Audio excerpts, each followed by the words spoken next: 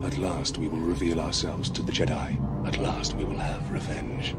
The dark side of the Force is a pathway to many abilities some consider to be unnatural.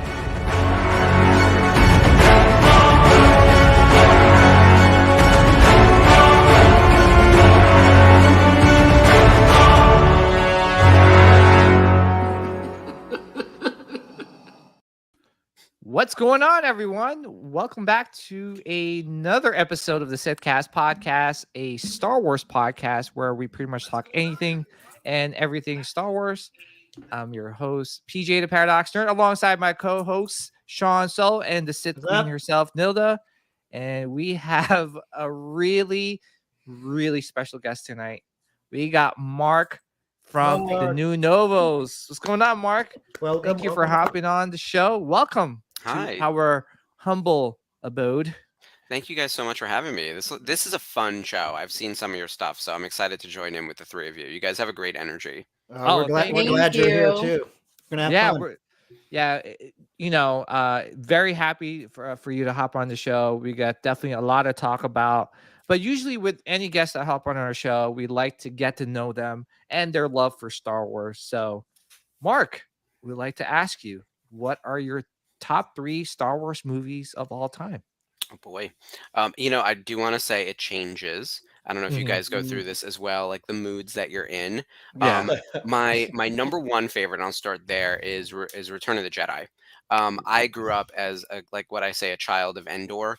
I was born in 81. I like that. I like that. I like I'm raised by the Ewoks. I'm a little too young to be an OT fan. Like I just missed. I was born in 81, and I really think the first Star Wars movie I saw was Return of the Jedi, probably on home video or on TV. And I remember I had all the Ewoks merch. And then I watched the Ewoks cartoons and the Ewoks made for TV movies. So for me, that was my way in. So by the way, that also means that like I really appreciate the young stuff like dedicated to kids. And so when people complain about like porgs or Baby Grogu or something being too cute, I was like, that's how they got me. So like that breeds the next group of fans. So I'm all into that. So who's your favorite Ewok?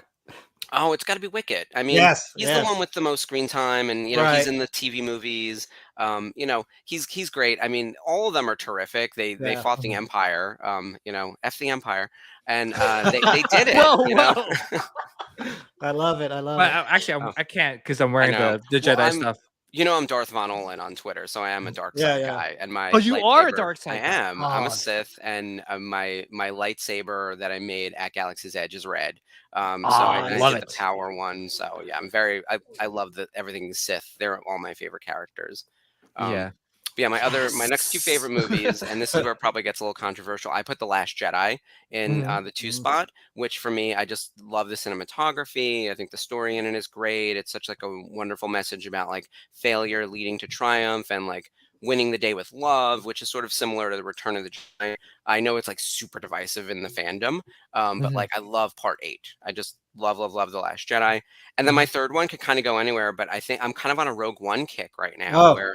Oh my gosh. I've been rewatching it recently because of Andor, and just more and more that movie just stays with you, and it's so gritty, and it's a war movie. It's really the war of Star Wars, and it's great. I was going to say there's no lightsabers to be had until the very, very end, but like you really follow sort of everyday people trying to do the right thing, and like it ends tragically, but it's also gorgeous and beautiful and great story. Yeah. It's great is that, and I've been saying this for like a while, Rogue One has started off low in many people's lists and throughout time has gradually risen to top 4, top 3 Star Wars movies of all time. Yep. It's just like wine aged really well, and it's becoming a lot of people's favorites. So that's awesome to hear. Yeah, I was going to say it's so good, but I'm a child of the OT. It is so hard for me to go, I got to put it in front of Jedi. But it is really like... Or Empire, really. Empire's going to be number 1 forever for me. But objectively, everyone's like, if you really think about it, what is the best Star Wars movie? It's probably Empire. I love the fun of Return of the Jedi, right? Like the Jabbas Palace thing. I could have done that all day. Even though I know that like those first 20 minutes kind of, we got Han and now we're on to the real adventure. But like I could just do a whole movie with that. Yeah. Yeah, I love great. Rogue One. Yeah, Jabba's Palace is probably one of my like favorite scenes in Return of the Jedi, just because of like all the different characters. Jabba, Rancor. Everyone knows that's like my favorite like Star Wars creature of all time. Second is the Dewback, but there's so much character in that scene alone. There's so much happening there. I don't know if you can Oh, say. yeah. I got to figure out how to point. I was having this problem I know. earlier. That's Bib Fortuna in a mug or something. My husband's favorite character is Bib. So okay. There we go. Nice. So he loves Bib. That's awesome. We've all got That's that like cool. deep cut character that everyone loves and no one else cares about. Like his is Bib. Mine is Barriss Offee. So you'll ask, really? yeah, Barriss from Clone Offee? Wars. The feud with Ahsoka and all of that. Like I just love her, and I'm like putting it out to the universe of like, please send us Barriss Offee for the Ahsoka show. Like that's all I want. Like that's what I'm looking for. I think she survived. I think she made it. Yeah. Nice. Wow, Barriss Offee. That is such. It's a weird that's one, cool. Right? Yeah, that's cool though. No one's really said that, but that's awesome. Yeah, that's but awesome. that's one thing about Star Wars, right? Like us fans is that like for us fans is like there's so many different aspects of the Star Wars universe that you love. Whether it be you love Ewoks, I love the Rancor.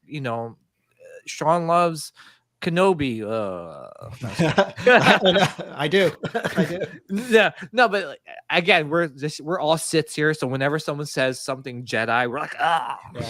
I'm liking that. I'm liking that early Anakin stage. It's like I'm wanting to be bad, but I'm still kind of good.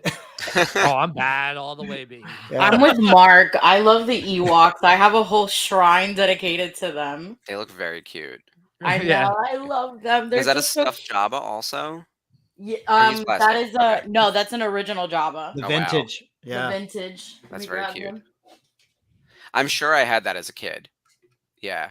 I'm actually going to be getting a boxed Jabba's Palace next week, I think.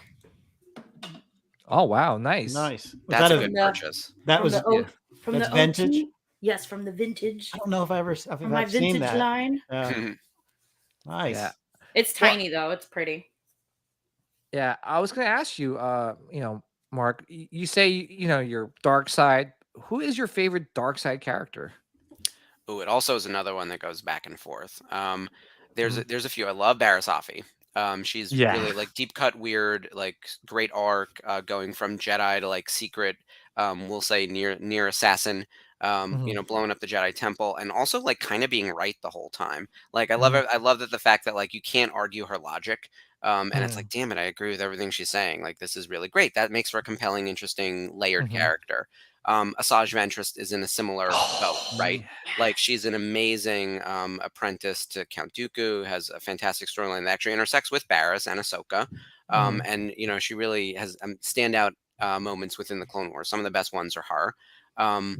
I always think about like, or even in like the first few episodes when she fights Master Luminara, like you're rooting for this girl. I was like, she's clearly the villain, but I kind of want her to win. And then I think everyone like is drawn to Maul.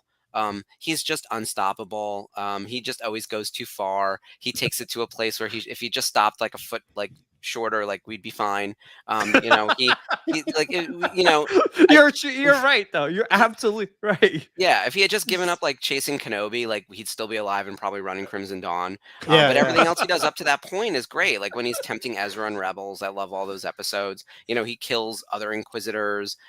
He's really rude to Ahsoka, but we all kind of laugh. Like I love all of that. Like Maul is just super compelling, and he lives by being angry. It's just so stupid. I love it. It's great. I can't say enough great things about Maul, and in particular Sam Witwer, with his voice acting in Clone Wars and in Rebels, bringing that character to life. Like he really took a person in a costume into a fully fleshed out character. In episode 1, it's a stunt guy and he's got some great fight scenes and there isn't a lot of motivation there. He's just sort of a tool. And then in Clone Wars and Rebels, we get this layered, deep, interesting character and you understand these motivations. And again, you agree with him a lot until he goes a little too far. And that's why it's like, okay, this is why we like him. And and we kind of wish like there are times when you're rooting for him, right? Like I remember early in Clone Wars, it's like, oh yeah, he'd be a great ruler of Mandalore. The Mandalorians are nuts. And then it's like, oh, this all took a turn.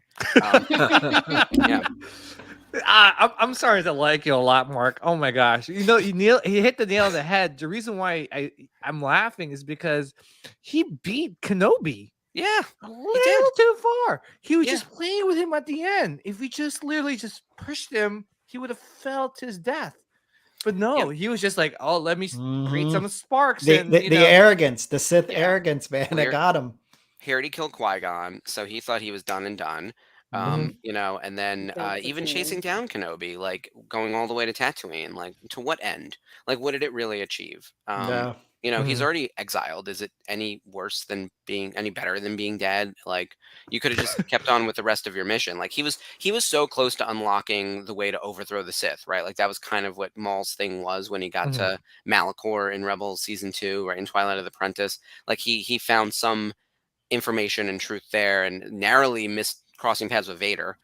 Which I would eventually like to see some of that, like Vader versus Maul. That's some content that I think is missing. Awesome. That's been in a lot of people's headcanons. So I think there's more Maul stories to be told in the in-between of his, prequel appearance to his fateful end in Rebels. Yeah.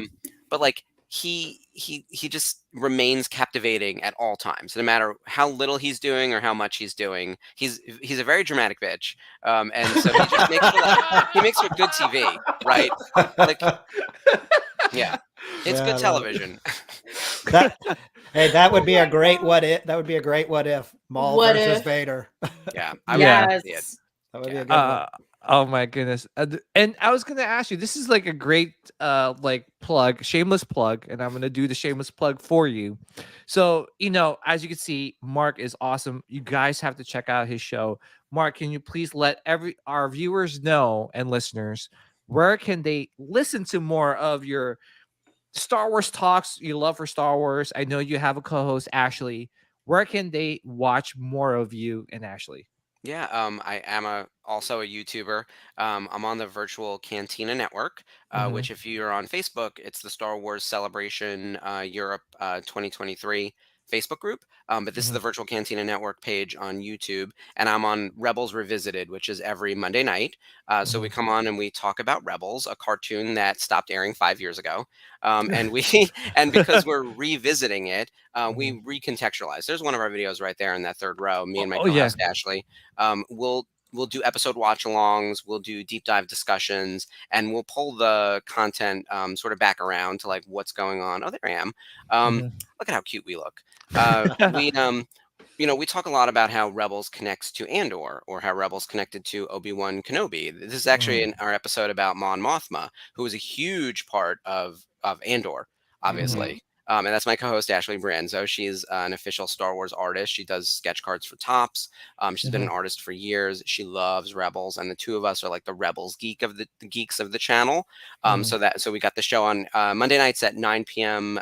Eastern, 6 p.m. Central. So if you want to come hear us talk for an hour, this week coming up, we're in our March to the Mandalorian Season 3. So Monday the 27th is just a couple days before the premiere. We're doing Season 4, Episode 2, Heroes of Mandalore, Part 2. Which is when Bo-Katan has the Darksaber, and it's sort of the last time we see her in the Darksaber in Rebels. And we're going to do a little bit of prediction as well of what we think is coming for Mando Season 3. So that'll be a long discussion. I love segues. I love segues. So, for me, I love having broad, like bold predictions. And we discussed this before. And just to give you some context, Mark, I actually predicted Luke Skywalker to make a return and I have it on the podcast. Yes, I recorded like before. That's the thing. We have a record. We'll know if we're right or not. Yeah. Yeah. So I know people are like probably like, oh, here we go. PJ's gonna like talk about PJ's bragging again. Here we go again. No, but honestly, with that being said, is there any bold predictions that you have for Mandalorian Season 3? Oh boy.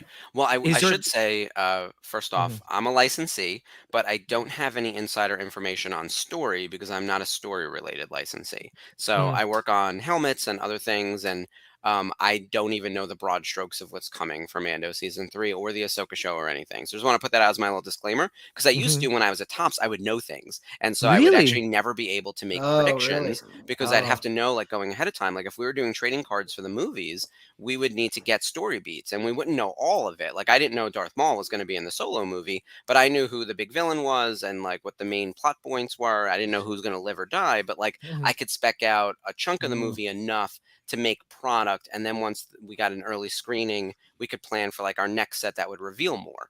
This time around, I have zero story knowledge, so it's actually been really fun because I get to speculate based on like, you know, the little information that like floats on the internet, you know, and what's sort of hot in the topic discussion right now. Like, our big discussion on our channel is like, who's going to rule Mandalore? Who or will someone rule Mandalore? Like, will someone win the Darksaber from Din? You know, Bo-Katan is on the pedestal in consideration, I would say. Who's the other Vizsla?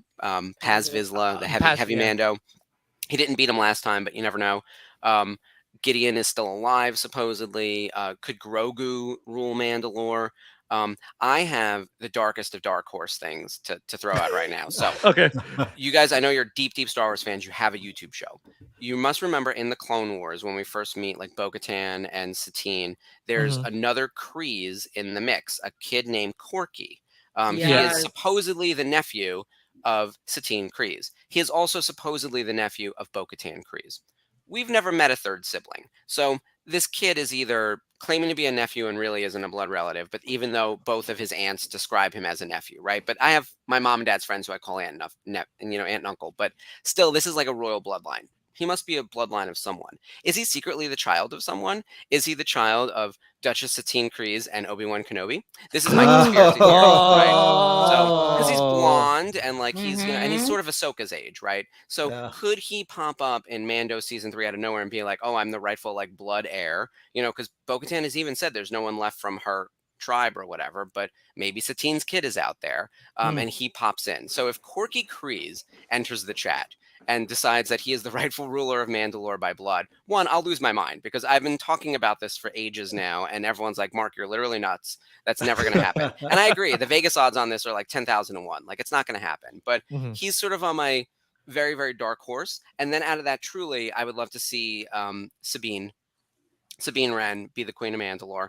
I think she deserves it. And I think seeing her wield the Darksaber in Rebels season 4 for a minute before passing it to Bo, like, it should find its way back to her. Like, she actually did win it in combat against Gar Saxon. Bo-Katan sort of had her chance and it didn't go her way. And I think like she's too divisive, but everyone loves Sabine. So yeah, do we see Sabine in the new season of Mando right before Ahsoka? I think so. I think so. I would like to see it. I think that's how they're going to tie the shows together. Yeah. They're going to bring people from the Ahsoka show to the Mandalorian show, so then they're tying all the stories together. Yeah. It's one big Mandoverse. That's my prediction. And by prediction, I do think it'll be Sabine. You know, because the show's called The Mandalorian, but that's broad and could mean any of them. Yeah. It doesn't mean it needs to be Din. It doesn't mean it needs to be Grogu. There's also another sort of idea that like the Darksaber and the old ways of doing things wasn't working, so we don't need that to choose its ruler. Could you have a committee and all of the people actually like get together and work together? So imagine the Armorer and Bo-Katan, who we have to assume hate each other. They haven't met yet, but I'm waiting for that fight. I'm ready for like the fist fight of like Bo-Katan versus Armorer. I think it'll be the fight that like burns down the house. Like, it'll be the fight. And then hopefully they'll put their differences aside and team up. And that's when you can imagine Bo-Katan, the Armorer, who have big differences as to what it means to be a Mandalorian, along with Din, along with Grogu, along with Sabine, and maybe Sabine's mom, Ursa, is still alive, the brother Tristan, whoever else. Like, all these Mandos come together, and you have to form like a team that aligns, as opposed to the past of Mandalore, where everyone was fighting with each other. Like, civil wars what like propelled them into the point where the Empire was able to take them over. If they weren't fighting with each other, they would have crushed the Empire. Yeah. Well, I was going to ask you, you know, each season, especially with Mandalorian, it seems like they love to do surprises. Like, they like to one up the previous season. So is there any cameos you think that's gonna, like, of any characters that are gonna like like show up in this season where you're like, oh my gosh, that is so and so, like we got with Luke. Because to be honest, to bring Luke back in the last episode, that's so hard to top. That was nuts. That was nuts. So do you think they're going to be able to top that, or?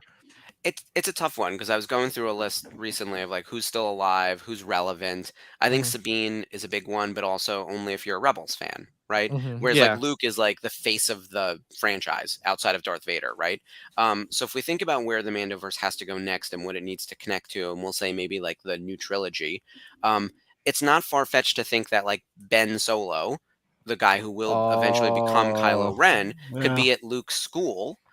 Based on the timing, right? Like, although he'd be really young, but that's fine because like Jedi start training when they're infants. So I think that would be okay. And we don't even need to see Han or Leia. By the way, how many Leia iterations are we going to get at that point? Like, we don't. Or we can see a Han and Leia like from the background, like seeing their child interacting with Luke. Yeah, that could be cool.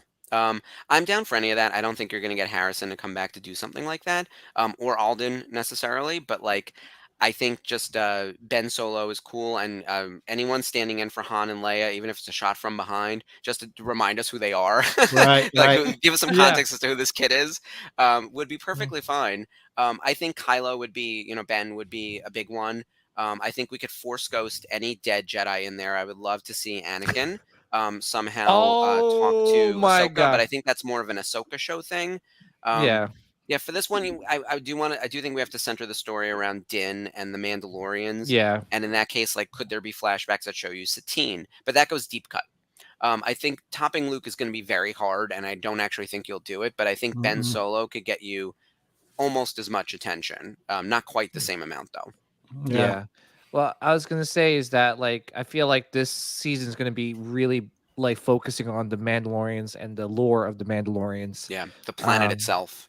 Yeah. And I feel like with Grogu, right? Like, he's going to be like, I think Jon Favreau said it, like, he's going to be like have more of a role this season.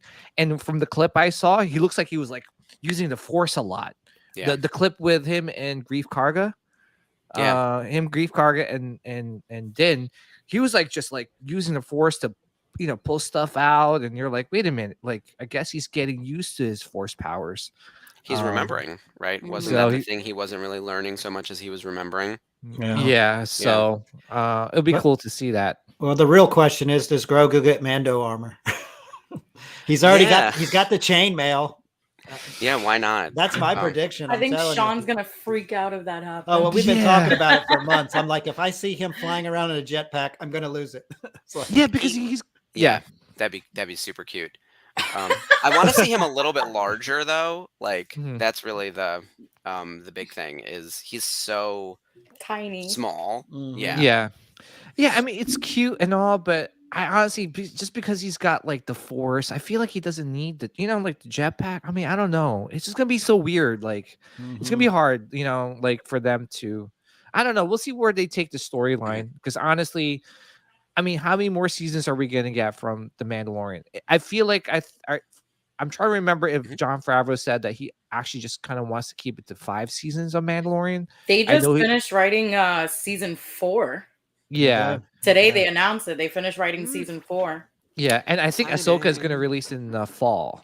Yeah. Right? Yeah. So that I saw online, and I couldn't find the like credible source, because what happens is Rosario says it, the publication prints it, and then every fan site either retweets it or just claims it as their own story. And I was like, where's the original source? Someone confirm this for me, because I wanted like a date or like something. And it looks like Rosario, in an interview with someone really reputable, like Empire Magazine or someone, I don't think it was actually them, said that it was moving to the fall. So I was like, okay, that's fine. I think that Disney Plus is probably staggering its programming now from Star Wars to Marvel, because they've noticed that like you can't run them both at the same time. They eat each other. Like, it's just it's too much programming. I couldn't keep up when Obi-Wan was on at the same time as Ms. Marvel. And I think that even those two shows, which should have nothing to do with each other, still cannibalized ratings. Yeah, I agree. Because it's just kind of hard. Like for example, I watched The Last of Us. I don't know if you watched that. Yes, so good. Oh, I love it. So good. I haven't seen it yet. I won't spoil anything. But it's tremendous. It's tremendous. But honestly, with Last of Us, there's no other show that's kind of like on that same release date and time. There's nothing else on Sunday night that's fighting with it. Yeah, I see everybody posting about it on TikTok, and I'm constantly seeing the clip. Good. I'm seeing the clip of the two guys that I guess were married. Yeah, and that was a good. I watched some of the clips story. And people are just hysterically crying, and I'm like, okay, let me get in. Let there be 7 episodes, and then I'll start binge. No, you gotta watch now. Oh, it's good. I mean, it's good. It's really good. I mean, I played the game. That episode was in particularly super sad. But I know everybody I know has told me Even that I'm ending. gonna be crying my eyes out watching it, and I'm like, I'm ready. Oh yeah, I was like, oh my god, I'm feeling feelings. I have feelings.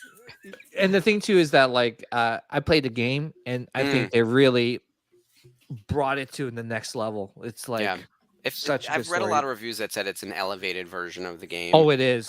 Very elevated. Screen Crush and New Rock Stars, and they do big YouTube recap shows, and they do good comparisons to what the game was and what the show is and what the Easter eggs are, because I don't know the game very well. I've never played it, so I just did a little bit of research to know going into the show, and I'm amazed at what they've taken from the game and then, to your point, elevated it.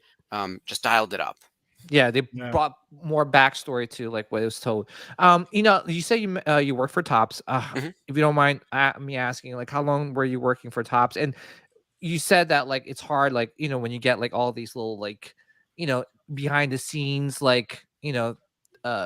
things and reveals. Was that hard for you to be a Star Wars fan, knowing all these things coming at you, and you kind of cutting and pasting all the whole Star Wars movie or the storyline?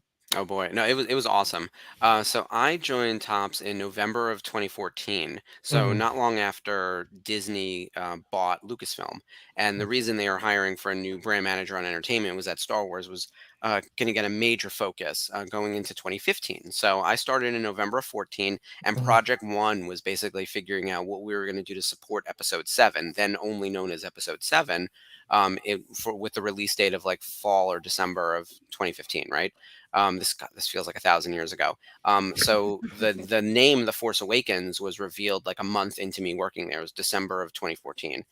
So a year out from when the movie was going to be in theaters. And so my first set of projects was the Journey to Force Awakens. If you remember that program, that was all over retail. Journey 2, came out in September with all the preview product. So I was working on all of that product development. So I was the brand manager of Star Wars, doing trading card sets for basically 3 years, along with Garbage Pail Kids and The Walking Dead and Doctor Who and a bunch of other cool brands.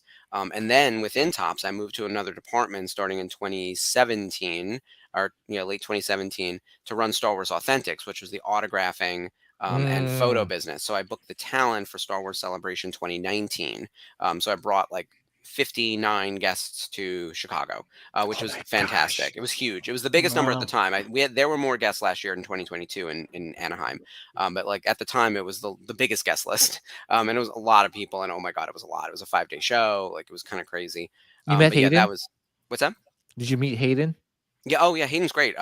He was our headliner for Chicago 2019, and in fact, before that or right after that, I brought him to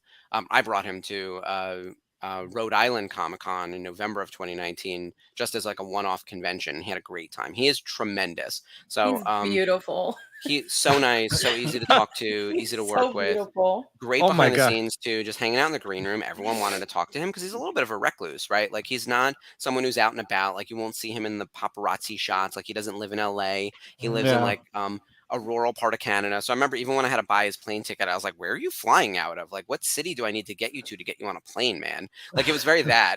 But he's a very down-to-earth guy and easy to talk to, loves Star Wars, but is not would cannot keep up with this conversation. He'd be like, who's Barasafi? And that's perfectly fine. He doesn't need to know that. But he loves the fans and the fandom and the fact that we all take this so seriously. Yeah. He loves it. He's part of that thing that has lasted generations. He was at the 40th anniversary panel in 2017, where that was the first time we had him as an autograph signer. And I remember people losing their mind because he hadn't been part of the fandom for a while. So that was a really big, like that was something we were really proud of. All of us at Top being able to get Hayden back into it, and now he's on the circuit constantly. So you'll see him in Celebration 2023. If by the way, he's sold out, so still in huge demand because everyone loves Hayden. Yeah, and you know what's crazy is that when I went to Celebration, I saw him like when he was doing the, I guess like the interview on the main stage with him and McGregor, and the amount of love that he got, especially with a lot of prequel hate, and obviously he got some hate himself, and to him being like very emotional during when everyone was clapping and cheering for him. It was awesome because I've always been an Anakin fan, even with the prequels. I love the prequels. Revenge of the Sith is my second favorite Star Wars movie of all time.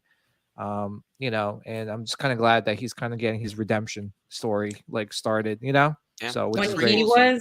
When he was at what is it called, at SuperCon 2 years ago, the same thing. As soon as he was getting ready to walk to his table and all of us were in line waiting for him, like everybody was giving him a standing ovation and he was just staring at everybody, like taking it all in. You can see it, like he was just like, oh wow, like people are really excited to be here for me. And I think I waited like an hour and a half to just have 5 minutes of interaction with him, but he was like the nicest Star Wars actor you could possibly ever meet. And they're all great, but he is in a different tier. Like he's in a different tier. Like that he's a Star Wars actor, but it's like you don't want to put him in that like classification. Like he's just super humble, and like I agree, like how you said it. Like he interacts with the fans and he talks and like he laughs with them and he'll sit down and get to know you. He's one of the people.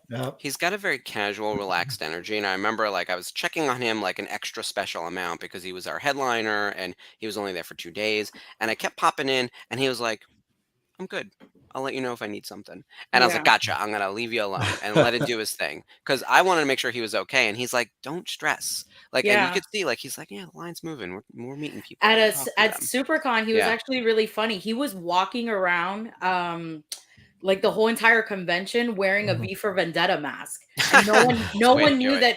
No one knew it was him, except for like when he went to the bathroom and he had to like take off the mask to use the urinal. And people are just staring at him like, are you really wearing a V for Vendetta mask? Oh geez. Yeah, you gotta hide.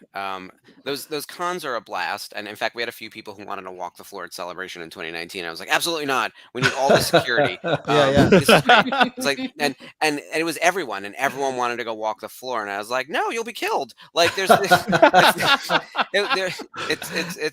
it's 50,000 of your top fans. Like this isn't a casual show where like in theory you could be Hayden Christensen and walk through a regular convention and someone who doesn't know Star Wars might not know who you are. But like if you're at Star Wars Celebration, you will be stampeded. And I think that's and that's what's sort of special about Star Wars Celebration. If you're like the weird background alien who's in 10 seconds of screen time and even your face is not on screen, but you're some weird alien costume, we know who you are in real life too, and we know your address. Like we'll stampede you there at Celebration as well. It's crazy. Like the Star Wars fandom is insane in the best possible way that way. That was fun to be a part of. That was such a highlight for me at Tops. Like I loved that job. I was there for 6 years before I went to Ruby's, and I have nothing but great stories to share. It's all stuff like that too, where like behind the scenes nonsense, hanging out in the green room. I got to see Ahmed Best like reconnect. I want to meet him. I know. Oh my God, love Jar Jar. I brought him to 2019 in Celebration, and he got a standing ovation. So bad. It was, people were crying at his table. It was amazing. Wow. PJ and I secretly have a scary love for Jar Jar Binks. It is scary. It's very scary. We might be two creepy people if we ever met him on there. Oh man. Yeah. It's a generational thing. If you were a kid when that movie came out or a little bit younger, I was in high school, and I was a senior in high school, so I was getting ready to go to college, and I thought episode 1 was fine. And I thought episode 2 was really interesting. Like I liked that episode 2 was like what I would say cognitive dissonance rolled into a movie. Like everything about episode 2 is just so weird, and it throws you for a loop, and you're rooting for the wrong people, and like all of it, just like the mystery, like I liked 2 better than 1, and then 3 I thought really landed the prequels for me. Like 3 was a big swing and landed. But the prequels are largely being reevaluated because people your age are now adults and have YouTube channels and grew up with it and love it the way I loved the Ewoks made for TV movies, which I did rewatch recently and they don't hold up. But I still love them. I'm watching, I was like, this is terrible. I'm clapping. I'm just clapping and laughing. I'm having a time of my life. They're bad. But I loved it as a kid and it brought me in. And by the way, I'm not saying the prequels are bad, but there are definitely people who don't love Jar Jar, or people who think episode 2 is too slow, or the fact that, like, you know, episode 3 is just all action, like, and, you know, still to dialogue. Like, you have all, you know, the special effects age well. The same question for Return of the Jedi. The puppeteering looks amazing, but the digital overlay on a lot of stuff doesn't. So there are problems at every part of the saga, and I think it's fair to have nuanced critiques about things and understand that everything is imperfect, but we still love it. And I think that's what makes it Star Wars. Like, it's cheap sci-fi. It's not really cheap anymore, but it started as cheap sci-fi and it always will be. It's pulpy sci-fi, and we should appreciate it for that. Yeah. Before we move on, just kind of want to address the chat real quick, and then we're gonna ask you your, like, the Star Wars collectibles you collect, and then we'll talk more about de novos. Oh yeah. Let's start off with the chat. We got Badman here. What's up, PJ? What's up, Badman? We got Jacob Dahl in the house. What's up, Jacob? We got Flex. What's up? OG fan when Star Wars was just Star Wars is in the house. We got J2SO, another Jar Jar Binks fan. What was the hot take? That's the question. Like, what are you responding to? Yes, so J2SO is also a big Jar Jar Binks fan, and him and I are going to coordinate for one con. We're going to wear Jar Jar Binks t-shirts. Oh, cute. And Nilda as well. And by the way, Nilda bought me this huge, like this awesome t-shirt. It has like a big Jar Jar Binks print in front. So I'm friends with some of the managers who work for Box Lunch. So there's one right across from my job. And the manager there knows how much I love Jar Jar Binks. And they recently, like, they follow me on Instagram and they saw that I got the Loungefly bag. So they were like, hey, you got to come in. They were like, wait until you see what we got. And it's this humongous Jar Jar Binks print shirt where his face is on there like 5 times. That's wild. And I said to them, I go, do you have more of these? They're like, yeah. And I said, I need like 3. I need 2 for me, and I need to get 1 for my buddy PJ. That's awesome. And I told PJ, I'm like, what is your address? Don't ask me what I'm sending you. Let's just say, see it. Oh my gosh, I wore it once, and my wife was like, "What the f are you wearing?" I got people looking at me in the street like, what the fuck are you Shut your wearing? mouth. I didn't say that. I would have been like, I was like, shut your mouth and just roll with the punches. Yeah. Anyway.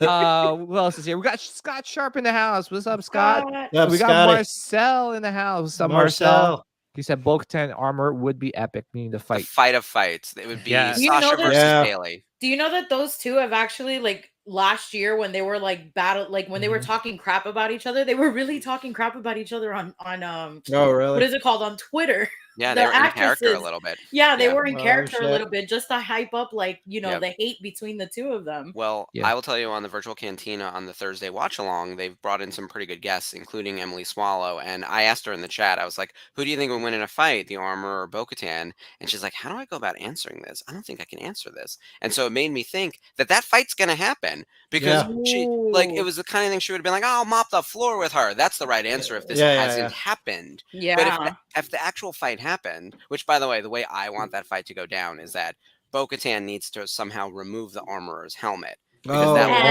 you don't have to kill her or stab her or anything. You just have to knock off her helmet and be like, you're not a Mandalorian anymore, you know. But you are, because we don't play with those rules. Like, we're not the same. Like, you know, and maybe the armorer gets the Darksaber knocked out of her hand, and the two of them are both like, what now?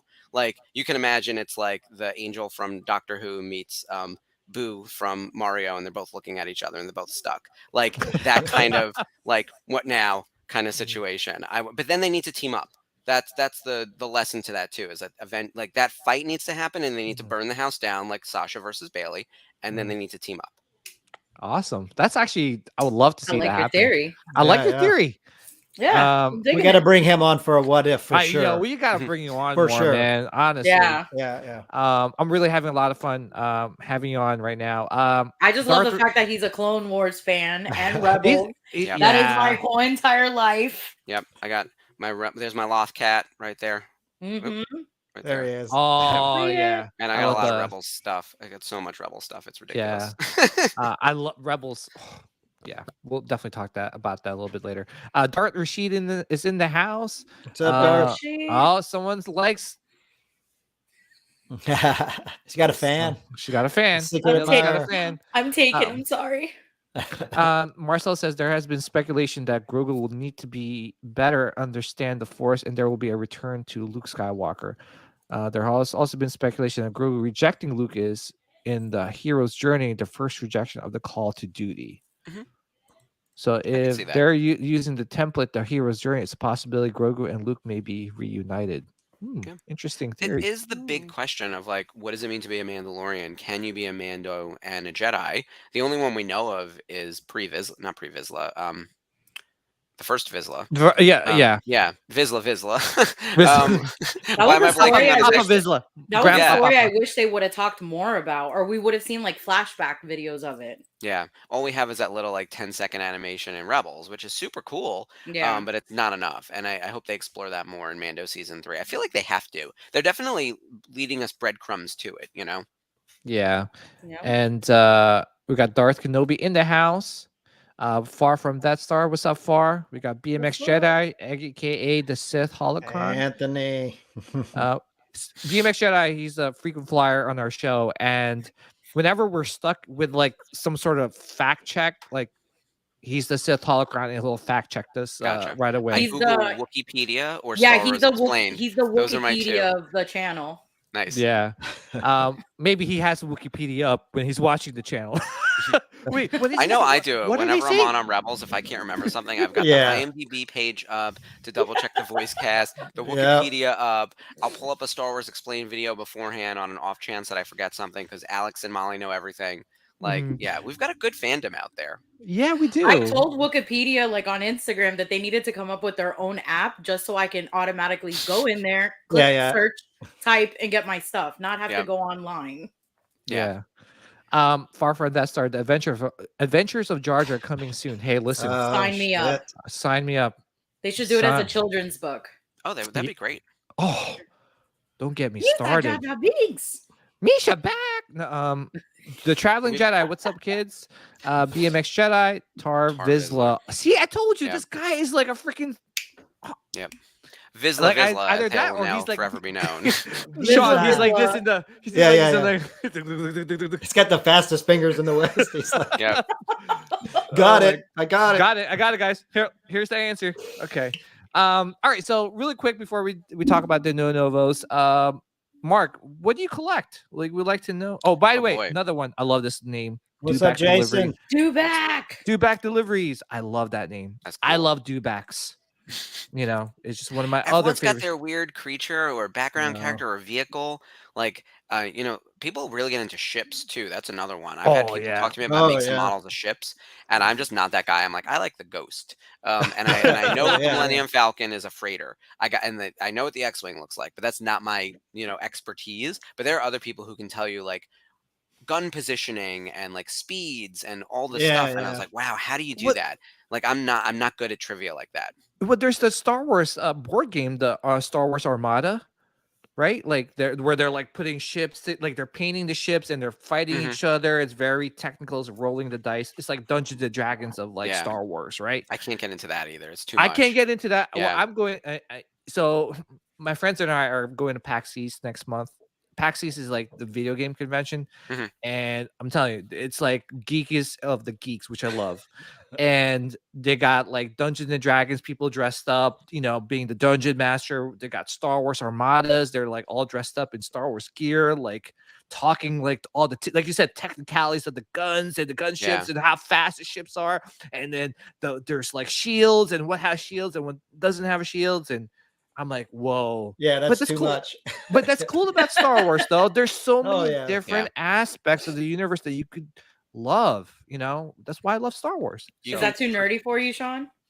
Yeah, because my old brain can't process all that information and keep it. Like I know the movies and that's it. It's a lot of work, right? It is. You got to you can research it. you can participate in the fandom in so many different ways, right? Like you Yeah, can yeah. buy Funko Pops or run a YouTube channel or play that very complicated game.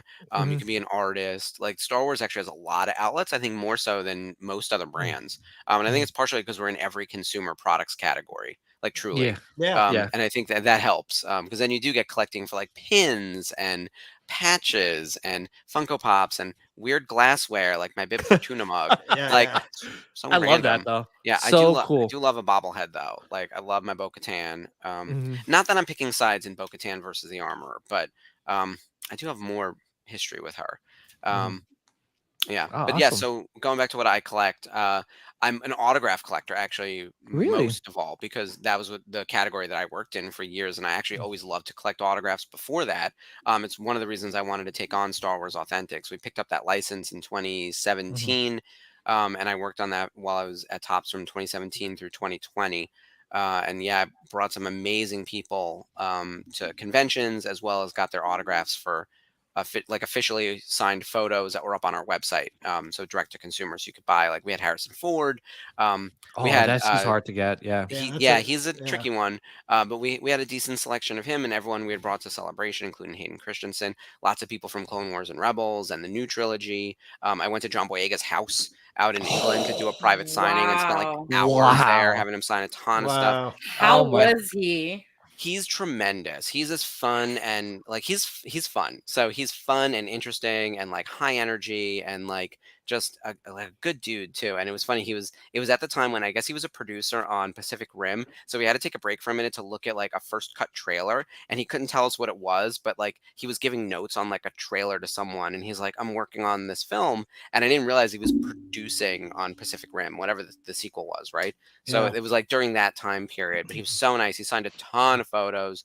And then not long after I was back in England to do a signing with Felicity Jones, which was incredible. She was just super, super nice and signed a ton of stuff for us. Everyone's been great. I went to James Arnold Taylor's house, you know, the voice of Obi-Wan Kenobi. He's so nice. The greatest. Hosted me for the day. We filmed. He signed a ton of stuff. I had dinner with Steven Stanton on that same trip, who's the other Obi-Wan Kenobi. So I got to see all the Kenobis. It was great. Wow. But yeah, those types of things made me even more so a fan of collecting autographs and trading cards, which I did as a kid. And I've got Funko Pops, and then anything Rebels, like the Loth Cat is like such a one-off. Like I have no other toys really, but like the Loth Cat is there, like keep and watch, you know. I actually love the Loth Cat. Yeah. Especially when we got to see him in Mandalorian. I was like, oh, is that a Loth Cat? Oh, that's my cool. God. and you know, people that watch Rebels will point that out, right? Like they're like, oh shit, that's Loth Cat. Awesome. Like the whole premise of my show is like when we you know, when Mando started and then Obi-Wan, we had no idea there was going to be so much connectivity to Rebels. We started our show in May of last year. And so at this point now we're seeing Rebels create these streams into other parts of the fandom. And most importantly, going to be Ahsoka, right? It's basically the live action sequel to Rebels. It's Rebels season 5. And then, but it's everywhere else too. Like it's in Andor. Like, you know, Mon Mothma is such a huge part of it. Oh yeah. And all the other seeds that they've planted. So that's exciting to watch. I can't wait for I'm sorry. Rebels being reevaluated. It's awesome. Yeah. So I know. So Mark, it's good to say that you're really looking forward to the Ahsoka show more than most of these. Yeah, I would say if I were, and I don't like to rank, but like if I'm the thing I'm most excited about is probably the Ahsoka show. I am. Mando season 3 is definitely a close second, and it's shaping up more and more to be even more exciting, knowing everything that's going to be happening. You know, with Bo-Katan and tons of Mandos. But I'm so pumped about Ahsoka, even with knowing so little about it. Like I'm all in. Yeah. Well, Ahsoka's my favorite character, so that's quite the shelf. Yeah. Yeah. And I got Ashley Eckstein to sign my legs, so I freaking and You have it tattooed? I have it tattooed, and I'm trying to see if I can get Rosario to do it next month when I meet her. Oh, and she has it graded. She has her leg graded. Not even joking. So I'm for the Ahsoka show. I know for a fact I'm gonna be probably watching the first episode like 4 times, probably going to be hysterically crying. Yeah. So I'm very excited for that show. It's a long time coming. I know. You know, this character's been through so much. When, you know, she was first introduced, she wasn't really well received by the fans. And then it grew on everyone and became a great character. And then the appearance in Rebels, and then Ahsoka Lives, right? Like everything that happened there. And then she's dead again with, you know, Twilight Princess. And then, oh, wait, no, not really. Here comes the World Between Worlds. Like, there's just, oh my God, we've been on such an emotional roller coaster with this girl. And then she's the closing moment of Rebels. It's Sabine turning around to be greeted by her. And it's like, we're off to the next adventure, girl. Let's go. And I was like, yes, I'm in for whatever that show is and however they were going to do it. You know, they sort of passed the baton. We dealt with the Ghost and the series on Lothal. And now we've connected up to other things, and now Ahsoka's story continues with Sabine, and we're off to the many slices of Star Wars, right? Like there's so many things, and they all intersect, which is why they feel like, you know, it feels like one giant story. But we could follow them for years, and they don't even need to necessarily connect to other people we've met. Like I'd go on whatever adventures those are. Yeah, and I love her first appearance in live action in The Mandalorian, and it was so perfect, like how she was just like being so stealthy and like killing all those like dudes on those in the behind the trees and stuff, like a ghost. Perfectly perfectly shot too, with the lightsabers. Oh, I loved it. I was just like, yeah. And I usually watch the, you know, like next week I'm gonna get up a little early before work, watch the episode. And when I was watching that particular episode, I was like half awake. I'm like, oh yeah, like, oh my gosh, that was my coffee in the morning. I'm like, oh shit, she's killing people, and that's awesome. I was super into it. I thought they did a really good job. I thought Rosario brought the character to life really well. I liked her fight with the magistrate. I know she was like holding back, trying not to kill the woman. That's why it dragged on, right? Like people were like, she could have killed her so easily. I was like, that's not the point. She needs information. Like you need to disarm her and injure her slightly, and which she did. And then was like, and when she said, "Where's Grand Admiral Thrawn?" I just about like hit the ceiling because I was like, okay, she's still looking. But it also means we know that he's back or around, and this lady was working for him, so he has contact to the known realm. So, but I'm curious as to what happened with Ezra and the Purgles. Yeah, did he go to the dark side? Like, what's going on? You can ask Sean when we went to ICC, and I'm like having a brain fart right now. The writer of Thrawn. Timothy Zahn. Timothy Zahn was there. Yeah. That was the number one question that everybody was asking him in the panel. They were like, where the hell is Thrawn and Ezra? Yeah. And he just kept going like this. And he was like, you guys have to wait until my next book. Yeah, exactly. And Disney will tell us. I don't want to be spoiled. I want to have an understanding as to what the premise of the show is, and a little bit of what the tone of the show will be. And that's it. Like, I don't want anything else. Like, I think trailers nowadays give away way too much. Too much. Like, you can pull together the entire plot of the film. Like, I felt that way with Ant-Man. I was like, well, I see what's going to happen. You can piece together these 5 minutes of footage, and that's the movie. And just using Ant-Man as an example, because it just happened. But I think that's been true for the last probably 10 years of trailers. We've now gotten to a point because there's so many iterations. You need a teaser, and then like trailer 1, trailer 2, and then an onslaught of TV spots. And by the time you get all that footage and you figure out how it all fits together, you've told people the movie, especially if you're getting nervous about the movie not performing. So ultimately it's this ironic thing where like, if you're worried about the movie's performance, you give away more and more to try to lure people to show up. And then it's like, well, we lost the twist, or we lost the, or we know too much of the plot. So it doesn't land. I want to get back to like thematic trailers that just explain to you what the tone is and who's in it, or like what the major premise is. Like, you know, we don't do voiceover narrations anymore in trailers. Instead, we put a song that you have to like latch onto and cry. But other than that, like without the narration that usually tells you like the main thrust, instead they show you 55 scenes. And I was like, how are there this many scenes in this trailer? It's 45 seconds and there are like, you know, 30 edits. Yeah. It's too much. And I was gonna say is that like with Fast X, I don't know if you saw the like extended trailer online. I'm like, I can't. The comments were like, I think we just watched the whole movie. Exactly. Yeah. Aside from the fact that franchise has gone like literally off the rails, Oh my God. You know, they're not even driving cars anymore. I don't know what these They went do, to space, I think. Yeah, once you go to outer space, you're done. Yeah. What's crazy is I remember seeing the first one in theaters because one of my friends is like a real gearhead and like cared. I don't know anything about cars. I drive a Chevy. Like it does not matter to me. But I went with him and we had a nice time. And I was like, oh, what a fun movie. That's all I thought. Yeah, Never in my wildest dreams, 15 movies and $15 billion.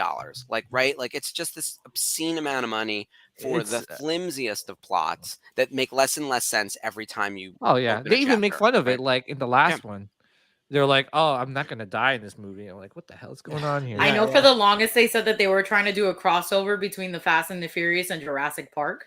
Oh hell! What the hell? No way! I swear. Are they gonna ride dinosaurs? Yeah, Google it. That they were gonna be riding the cars in the same park as. You know what? That would be the most believable thing in it if like a Tyrannosaurus like floats into screen, like because it's insane. But at the same time, it's like I go to the movies for something ridiculous or interesting or compelling. Like this, everything about Star Wars is ridiculous. It's like, as I said, it's sci-fi. It's pulpy sci-fi. At least so have at it. Like if I want ground, I know I'm not getting anything grounded when I go to see the Fast and the Furious movies. Yeah. So they've carved a niche for themselves. That's for sure. Yeah. All right. So I know a lot of people have been waiting and for us to talk about the new Novos. So I guess we could start from the beginning. Mark, if you want to take it away, about I was gonna say I've got one. Yeah, I've got one question. I'm going to start it off with, can you explain where you came up with the name? Because I know a lot of people ask, like they ask how to pronounce it. What does it mean? Why did you pick it? Exactly. The impossible to pronounce name of Denuo Novo. The new Novos. Denuo Novo. Denuo Novo. Okay. No, there's no S. Denuo Novo. Denuo Novo. Okay. Yeah, it does sound exactly like it's spelled, but because the Novos had an S, and that's part of it. So people, and we've been called the Denuo Novos. I mean, I've also seen, by the way, I've seen all the memes, guys, like with the Scooby-Doo removing the mask, being like, it's still a Novos. I've seen it all. It traumatized me in like August of 2021, but by now I'm like, guys, like it's been a year and a half. So it's okay. By the way, I get why people would be skeptical. So that let's actually start at the beginning. So Novos was the licensee in this space, we'll say starting 15 years ago ish, right? Like they were in business for well over a decade, and they carved out a really interesting place for themselves in the licensed product space, making high-end replica helmets, costumes. They had a really cool catalog of stuff. And over a period of time, they delivered a ton of products. They made great stuff. Their whole thing was like as close to screen accurate as possible. They lost that license in 2020. But in the in-between of, I guess, 2016 and 2020, they were taking pre-orders for products, but didn't deliver all of them. They delivered some of them, but not all of them. When they lost the license in 2020, Rubies, which is now owned by NECA, NECA, the collectibles company, right? That's our parent company, the same owner. So Joel, our owner, owns NECA, Kid Robot, Rubies, a few other small companies. He has a stake in Graceland, which is crazy. Like that Elvis movie, he was like technically a producer on. Like it's insane. So we've got a broad array. Wait, really? Like he literally a stake in Graceland? Yeah, literally a stake in Graceland. I think they do all their licensed products. So probably T-shirts and probably collectibles. I mean, that's really NECA's bread and butter, right? I can get you like a comprehensive list, but either way, like his footprint is everywhere, right? So he had the retail license for Star Wars costumes. When the license wasn't going to be renewed for a Novos to continue in this space, Lucasfilm and Rubies worked out a situation through NECA that NECA got the contract for this space. As part of that contract, it was like, okay, we have all these customers who were left behind with product orders from a Novos that money was collected on, but product was not delivered. What can you do to help alleviate this? So we were able to get all of the information from a Novos, right? The product list, the customer service list, the amount of money that was paid, people's names, phone numbers, addresses, most importantly, email addresses. Like we have to get in touch with them. Thousands of customers owed, thousands of pieces of products across, I think, 50 unique items. So like the Mandalorian helmet, the Imperial Royal Guard helmet, the Admiral tunic, go down the list. Like it was a ton of stuff. So we said, we will fulfill this back order. we will take this on as our liability because we now have the ability to make this stuff. We have contacts with the vendors, the factories, the manufacturers. We have the design files. We have the 3D files of like the helmets, the engineering files, and we can go into production and produce these items for our catalog and fulfill the back order to people who are waiting. We just have to email them and have them confirm their address. And that's what we've been doing since August of 2021. That's when we went live. The lead up to that was I was hired at Ruby's in January of 2021. And by like February 1st, I was working on this project. So for 6 straight months behind the scenes, working with Lucasfilm on like, what does this back order look like? How do I get all this information? How do I get in touch with these manufacturers? What can we start putting out? What's our plan? They approved a press release, our social media handles, the name, Denuo Novo, which if I could do one thing over, man, it's the name.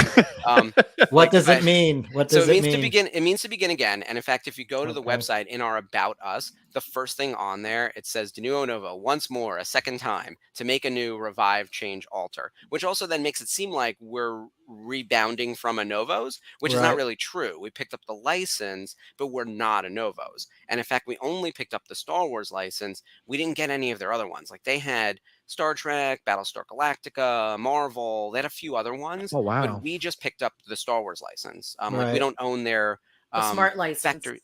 Yeah, like we got the one that we knew we could do something with.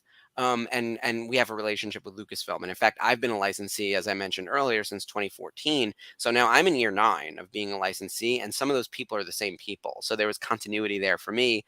It's kind of the reason they hired me.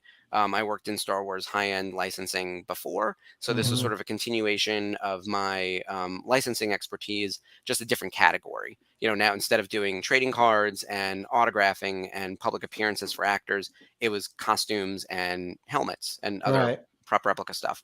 So that's how we got started. That is the humble beginnings of Denuo Novo. So we went live in August of 2021, announced to the world who we are, met with immediate skepticism, I'll say is the nicest way to put it. A lot of people who had been burned and felt really left behind, that they had been scammed. And so we've been for the last year and a half trying to rebuild that relationship with those former customers from Novos, fulfilling products, shipping products. We've got 60 items on the website right now. 50 of them are in stock. About a dozen of them are on pre-order. And we're making our way through that back order and mixing in some new items as we go as well. So it is coming together. And we are more than halfway done with the back order after a little over a year. And we'll be probably done with all of the products on the back order by the end of 2023, at the very least listed on the website on pre-order, and probably delivered by the middle of 2024 at the latest is what I'm hoping. Like it's still getting there. Some of the manufacturing times, man, are just like out of control, and the delivery times and everything. And we produce a lot in China and then some in Mexico and some in America, but it is moving in the right direction at least. Yeah, and that's great too. You know, and you know, everyone knows that we're big, huge fans of Denuo Novo. That's the got it. Denuo Novo. Don't say it with an S. Don't say it with an S. But Denuo Novo. And you know, right, Sean, we've been talking about like every single time we go on your website, it's like, and we always say, it's like, guys, they're giving you what you want. Honestly, like, look at the list of products, which I am going to show everybody.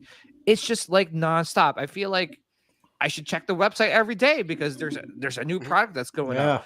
Like, who's making all the clone trooper helmets? Are you guys on our email list? Because we email twice a week basically, and it's usually what's in stock, what's on pre-order. That's one of our newest pre-orders, the FN 2187. Poe Dameron's in stock. He just arrived at the end of the year. That's a fiberglass X-wing helmet. The Mando helmet is evergreen. We'll have that forever. We'll never sell out. We're always going to keep that on the site. And we love Mando. We'll talk a little bit about him in a minute because I have some, we'll say, pre-reveals. We have 2 Kylo helmets. There's a Force Awakens and a Rise of Skywalker. And yeah, and if you hit one of the nice things here, you can shop by, if you click any of those, like shop by category or whatever, it'll explode to like, you want helmets, you want costumes, and it'll give you just that list. So if you really wanted to filter, you know, but we have a nice amount of helmets. I'm really proud of what we've done so far. And by the way, there's so much more to come. We're going to have about 25 new items for 2023. So it's basically one every other week. We did about 60 in the first year and a half. So it does have to slow down. Crazy. That's a lot. Yeah, it is a lot. It's kind of too much. But the back order, like that's the things we have to speed and get these people what they've been waiting for. But at the same time, this is a lot of product. And in my perfect world, I would launch one product a month and really make it a big deal and source that exact product that we know people want. But we're chasing like anything that was left behind. You know, we got a gold leader helmet. You know, because he was on the back order and people wanted him, and so we made it. We delivered the gold leader helmets. By the way, if you're listening to this and you're on the back order and you ordered gold leader and you didn't get yours, you might have received an email from us, or maybe your email address has changed, or something. We've been trying to get in touch with you. Email customerservice@denuonovo.com. Give us your name, your phone number, your address, your order number, and we will ship out your product. And if we don't have your product in stock because you're waiting on something, like if you're waiting on like the Death Trooper Specialist, which is not available yet, we'll give you a timing. Like that one's going to go on pre-order later. Yeah. That's coming later with light up and everything. You just said the magic word. I am getting specialist. That one for sure. You want the specialist? Yeah. No, I was going to buy this one now that you said. Wait for the specialist. Yeah. But that was going to be my question. Was like, do you have the light up piece that goes on the left side of the helmet? But now you've answered my question. One, so, but yes. So the specialist will have the light up, and that's coming. I think the pre-order for that will probably go up in May, and it'll deliver in Q3. We got to get this one landed first, and now we have to add the electronics. So it's a little bit linear in that regard. But like that's the kind of thing, if you were waiting on the specialist and you saw this guy pop up, like if you just wanted this one and you didn't want to wait, you got it. We'll make a swap for you. If you ordered like the blue leader helmet and you're like, I ordered that 6 years ago, I'm not really interested in that. Can I have a Kylo Ren helmet? Kind of fine. Like, I realize those prices don't exactly line up necessarily, but like we're making swaps for people to, get them something. Or we can give you site credit, and you can shop to your heart's content on whatever you do want. Or we'll just mail you like things of equal value, basically.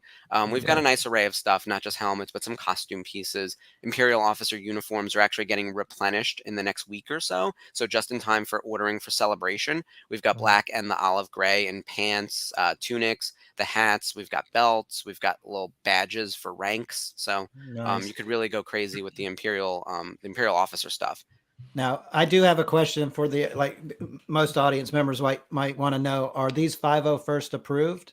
So, yes, and there's a very detailed answer to this. So everything for 501st needs to be approvable based on the way you style it and design it. But there are people who have joined the 501st using these pieces. And in fact, we picked up the patterns from Anovos to make sure that they matched. And I know people in the 501st who have bought these costumes, but you do need to style it correctly yourself. So if you bought this off the rack, it needs to be fitted correctly. Like you have to style the belt correctly. Like there's all of that, but you can feel confident using these pieces that they will get you there. But always reach out to your local garrison lead and let them know you're interested and have them give you the reference, and they'll tell you various places you can buy things. I will say we don't offer boots. So you still need to go buy boots from somewhere who I would never tell you to buy something from someone who isn't a licensee, but I don't know where to get boots. There's no official licensee for boots. Yeah. Oh, well, in that case, no, I should. I should. Whoever wants to go start a boot business. Yeah. And these are amazing. I always told Sean, I was like, yo, Sean, we gotta buy some and click into the Director Krennic. I want the Director Krennic one. Here's the cool thing. This will tell you everything you need to be Krennic. So you can add the hat, you can add the tunic. If you keep scrolling, you can see that and you choose the size. The cape, the very dramatic cape. Look at that. I love the tunic. The tunic. This model was great, by the way. He was so fun. He was Sean, like, what's my motivation? And I was like, you're an evil dictator. Sean, come on, Sean. Sean, you got this. I would get that way. I would get that way too dirty. You could be Krennic. That white. I know. Yeah. It's a healthy off-white. It's more of an eggshell. There you go. By the way, the Traveling Jedi says I had several helmets on pre-order with Anovos, and Denuo Novo fulfilled every single. I just have to say, so I could perfect it. Fulfilled every single one. I can't thank you enough. I'm excited for the Death Trooper helmet. and I hope you hit the Rogue One line hard. Yes. So, well, Traveling Jedi, you're welcome. We're happy to have done it. Hope you continue with us on our go forward journey, because I know a lot of people were waiting a long time for Novos, and we've gotten some emails from people saying, "Thank you for giving us the thing we were waiting for. We're out. We can't really go forward with you." I'm paraphrasing and I'm being nicer than a lot of the emails I've gotten. Really? Oh my yeah, gosh. Really? But it's fine because believe me, there are still people out there who think it's a scam. And I'm like, I get it. I have been scammed. Like I've gone to conventions. I've bought tickets for conventions that then shut down and never happen, and you never get a refund. Right? I've been on the opposite. I've been on the other side of that. So I feel that. And so I've always told people, if you're willing to give us the benefit of the doubt, you can always wait for something to be in stock before you buy it from us. If you're not comfortable ordering on pre-order, most of our products are meant to be in stock for a while and not sell out immediately. I will say the only thing that I think is low quantity is the FN2187 helmet, because we're doing a relatively small run on that one. But in general, if something's sold out, we're working on replenishing it. Like right now, if you looked at the Imperial officer uniform in black, some sizes are missing because they're like literally on the boat. And it's like, oh my God, boat, arrive. Like that's where I'm dealing with at the moment. But like outside of that, we try to keep the site up to date. And we also email our distribution list about twice a week. Usually it's like, here's the latest pre-order, here's the latest in stock. We're not spammers. Like I can't tell you, like this week I must have gotten 15 text messages from H&M telling me that they have a sale. And I was like, enough. Like 2 emails. I promise you, if you get 3 in a week, it's because there's a sale and we don't want you to miss it. And that would be like around a big thing like May the 4th or, celebration or something. Yeah, and I've seen these in person when you had them displayed in the con, and they look amazing. And for the people that want to do like some of the stormtrooper ready to wear armor. So like I know there's some kits, but this one's ready to wear. Like you buy this and it's ready to like put Truly on. ready to wear. Yeah. PJ, how are they sized? I see it says one size. Is it are they small, medium, large type thing? Or it is a we'll say a true medium. If you scroll down and you see the rest of we actually try to put a lot of detail on the page of like what's in here. So it gives you like what does the armor include. So these are the various pieces that you'll get, right? And it's they're built though, but you still have to like put it on piece by piece. Keep scrolling. Right. And then body structure guide. So mesomorph is like sort of an average guy. I want to say 5'8" to keep scrolling.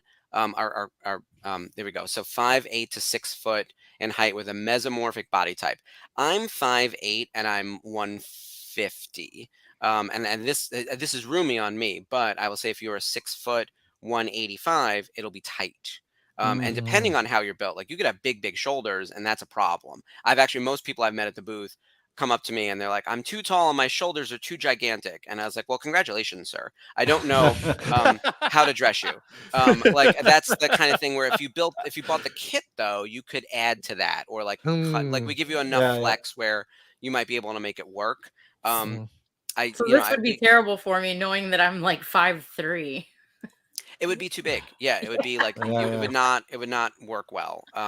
That's the kind of thing where like that's with the one size though. So if you were willing to build though, the ready to wear is 1,200, but if you're able to build, and believe me, I know how labor intensive it is. It's 700. We've got instructions and there's the part list and everything, but there are YouTube videos, and of course there's an amazing community of builders, and the 501sters do this all the time. Yeah. So if you're really interested in joining the 501st, that community is really good. Oh yeah, there's the PDF download with like the instructions. I will say this is a challenging build and a weeks long kind of build. This is not like a little like side project that you do for fun a couple minutes a day. Like you really have to commit to this. Right. So I would say like, this is do your investigation before you decide to click anything on here, Yeah. PJ, go back to the jetpack.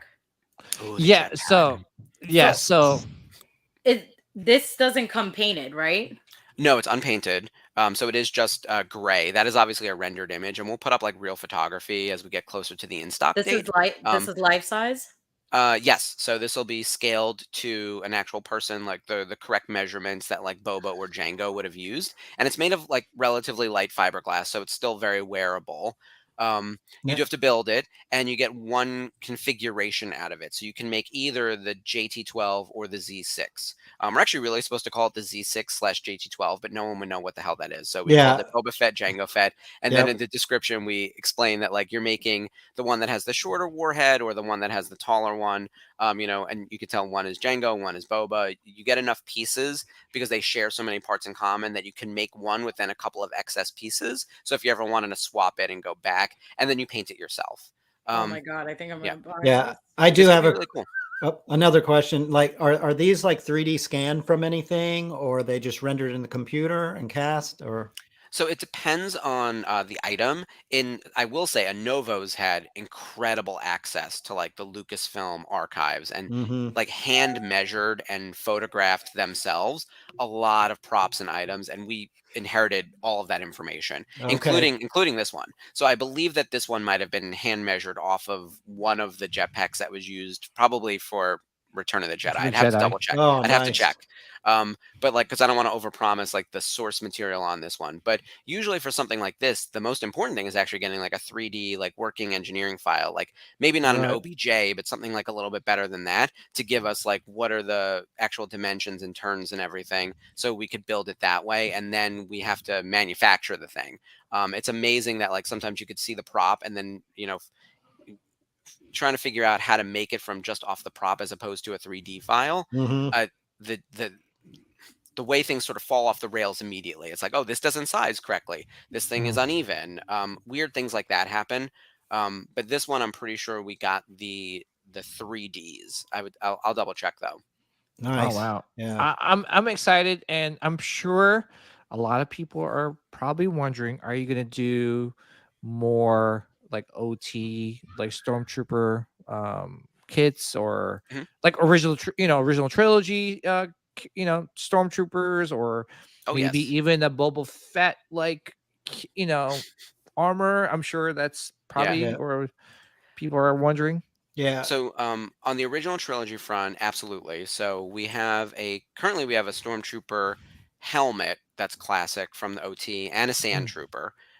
So that's easy because they share the same mold, and it's just different paint deco for the Sand Trooper. So those are both on pre-order right now, and it'll be in Q2.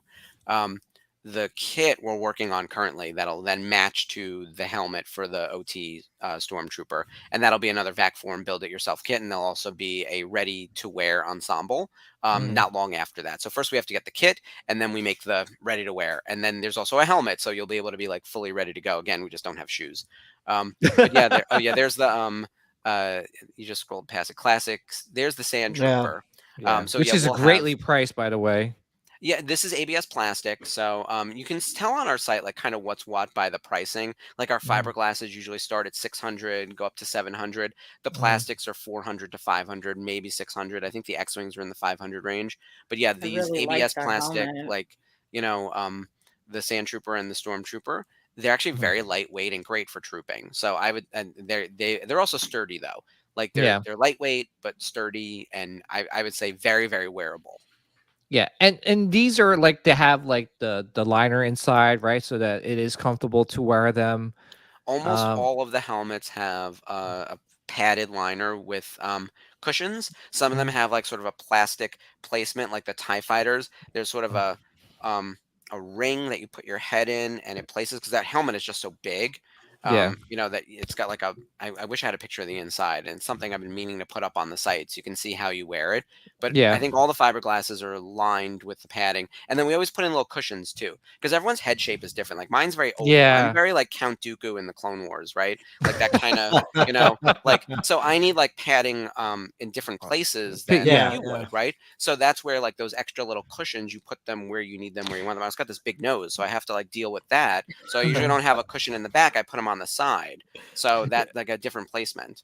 Actually, it's great that and I did a review on the Mandalorian, and that's one of the key points I made in that review, was that they have these cushions that really, like, because like you said, everybody's head and face is shaped differently. Yeah. So to have one liner to fit everybody is just not won't work.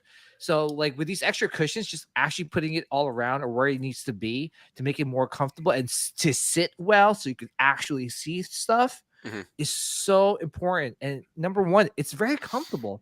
That was the one thing I was completely shocked with, is that how comfortable these helmets are.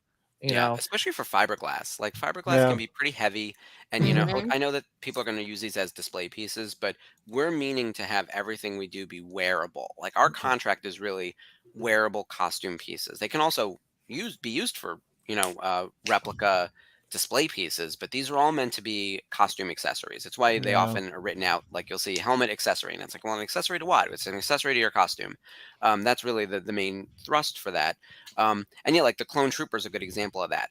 The Clone Trooper helmet, like the 501st and the regular Clone Trooper, don't really exist in real life. Not until recently did we see it in live action in Mando, right? In the flashback. Yeah. We started with Revenge of the Sith, based off of the digital, and Novos, when they were originally trying to make this helmet 5 years ago or whatever it was, we're doing like this two-piece execution where you were removing a piece in the back because the ring on the bottom was so tight, because like none of those clones were real in the prequels. It was all a rendered animation. So the helmet itself like couldn't physically exist on someone's head. We worked with Lucasfilm. You can see it's a one-piece execution, and we got rid of that like two-piece thing, and we removed the bottom ring from underneath. So it's still screen accurate because you never saw that ring anyway.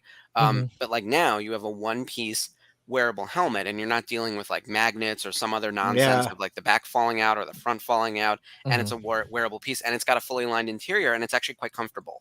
And now I can be a clone trooper. And by the way, there's 3 versions. There's the weathered version that just looks normal, the clean version, which is fresh off the line, never seen a day of battle, and then the 501st with the blue stripe. And there will probably be more clone troopers outside of phase 2. Like we're working on a phase 1.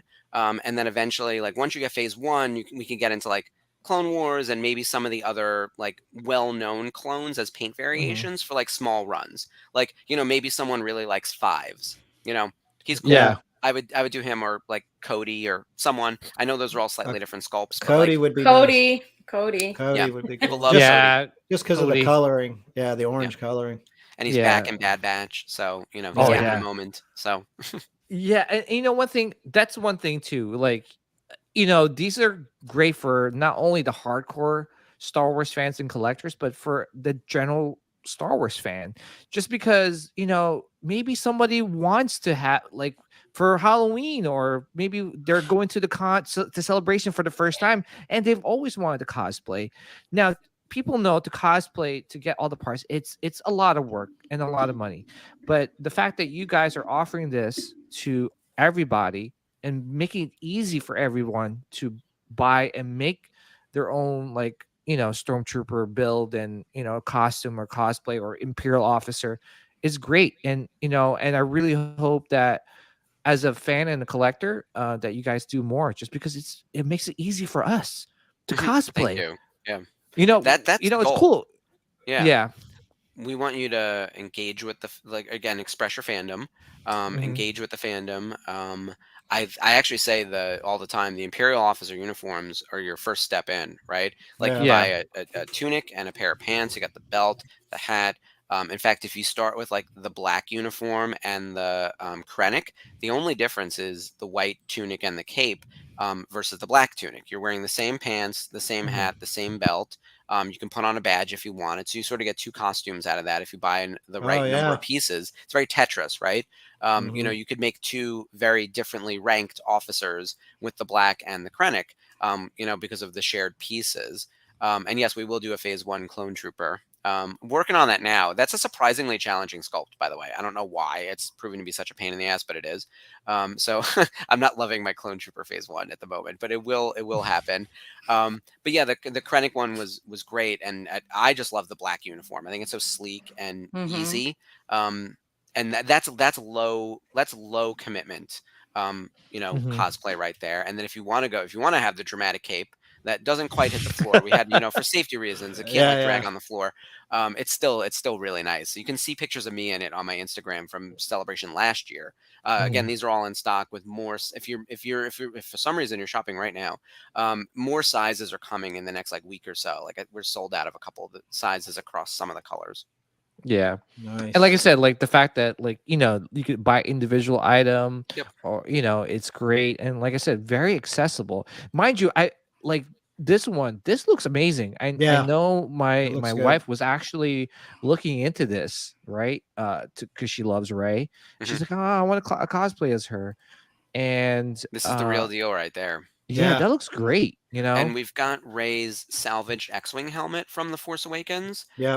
And we're working on the staff right now. The staff is on pre-order. So in fact, if you wanted to shop by character, so hit shop by character. And then from there, if you wanted to hit Rey, like it would bring you to Thrawn? 3 items. It's not that many. Oh, nice. Got the staff. So that's your combo right there. So yeah, and in fact, if you wanted Grand Admiral Thrawn, it would bring you to basically the Krennic look, minus the cape. Wait, hold on. Wait, I missed that. There's Thrawn. Go up. Grand Admiral Thrawn. Right what? There. So you would buy the Admiral tunic. He does wear, yeah. Paint your face. Paint your face blue. Yeah. You're Thrawn. That's and awesome. All you need is the tunic, the badge, the pants, the belt. You don't need the cape. Whereas if you wanted to be Krennic, you need the cape. You don't even really need the hat. We put the hat on there because sometimes he has a hat, sometimes he doesn't. Yeah. I don't remember if the 501st actually requires you to have a hat for Thrawn. I don't think they do. But like, the dealer's choice, I would say, on that one. Yeah. Yeah. So yeah, that's awesome that you made it really easy for everyone to kind of shop. And then like the Han Solo, Sabine Wren, that's more coming. That's why she's listed out. Yeah. We're doing a season 4 version of her helmet as well. And then eventually, I think once we see her in live action, people will probably want a live action one of hers, but that's down the road. Like I haven't seen what that looks like yet. I'm on your website and I literally just want to buy everything. I know. Well, with that in mind, you might want to wait till Wednesday, March 1st. It'll be limited, but there will be an event happening, a promotion of sorts, maybe to tie into Mandalorian Season 3.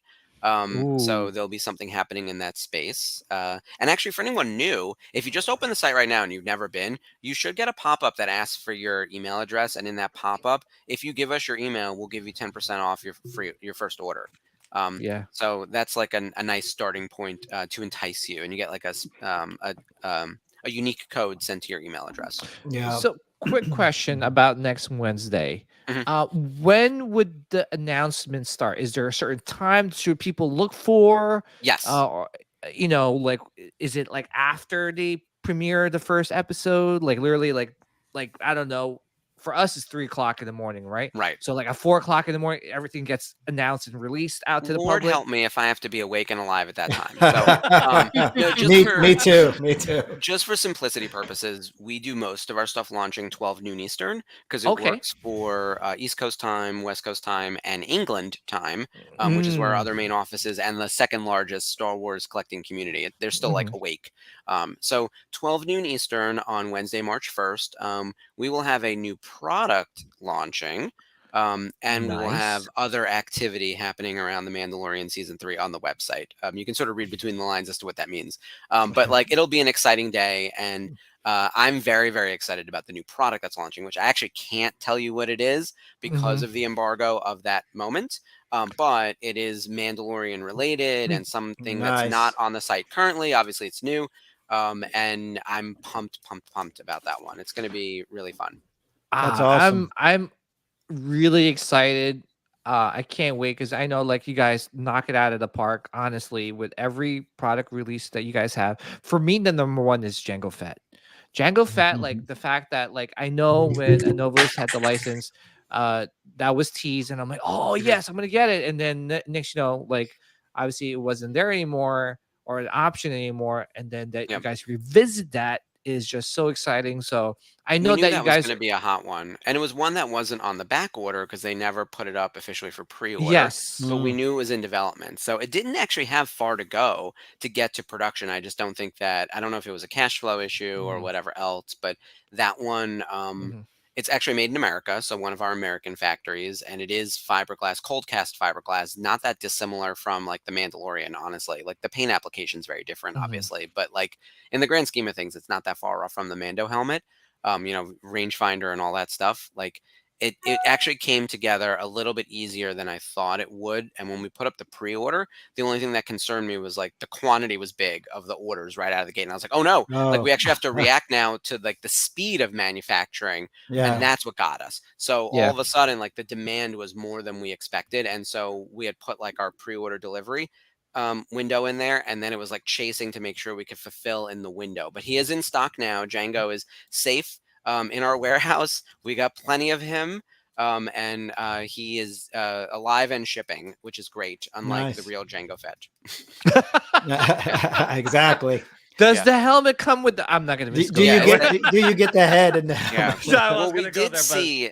So in episode 2, there is a second shadow. So when Daniel Logan picks up the Django Fett helmet, there's no head inside because the head went off in a separate. They do it in the shadow to make it confirmed that they didn't land in the same space. And I was like, oh, that's actually like quite dark that we even needed to think about that. I know, but I'm so glad they did it. Yeah, the internet can't. I would have loved to have seen his head like boop boop.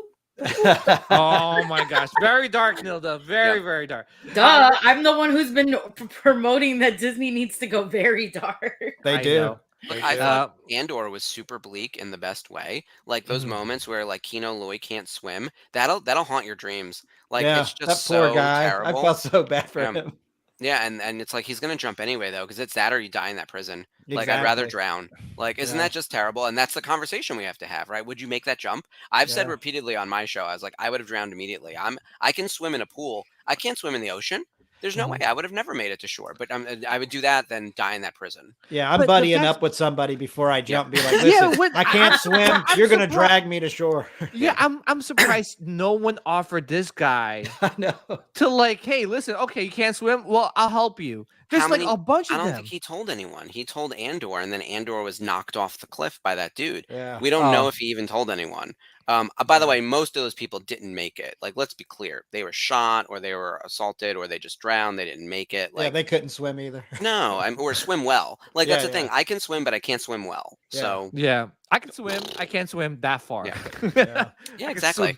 Maybe 50 yards and I'm done. So I was gonna say is that like definitely looking forward to the announcement next week. That's something I'm very excited for.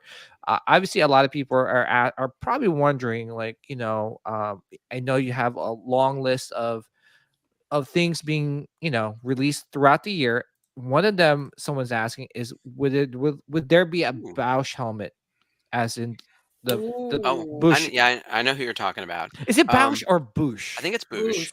Bush, like LaBouche. There's also no C in that. I think it's 2 S's. But either way, like and this is just from being a licensee and having to put it on trading cards. I don't think that is in our future anytime soon. However, I also say never.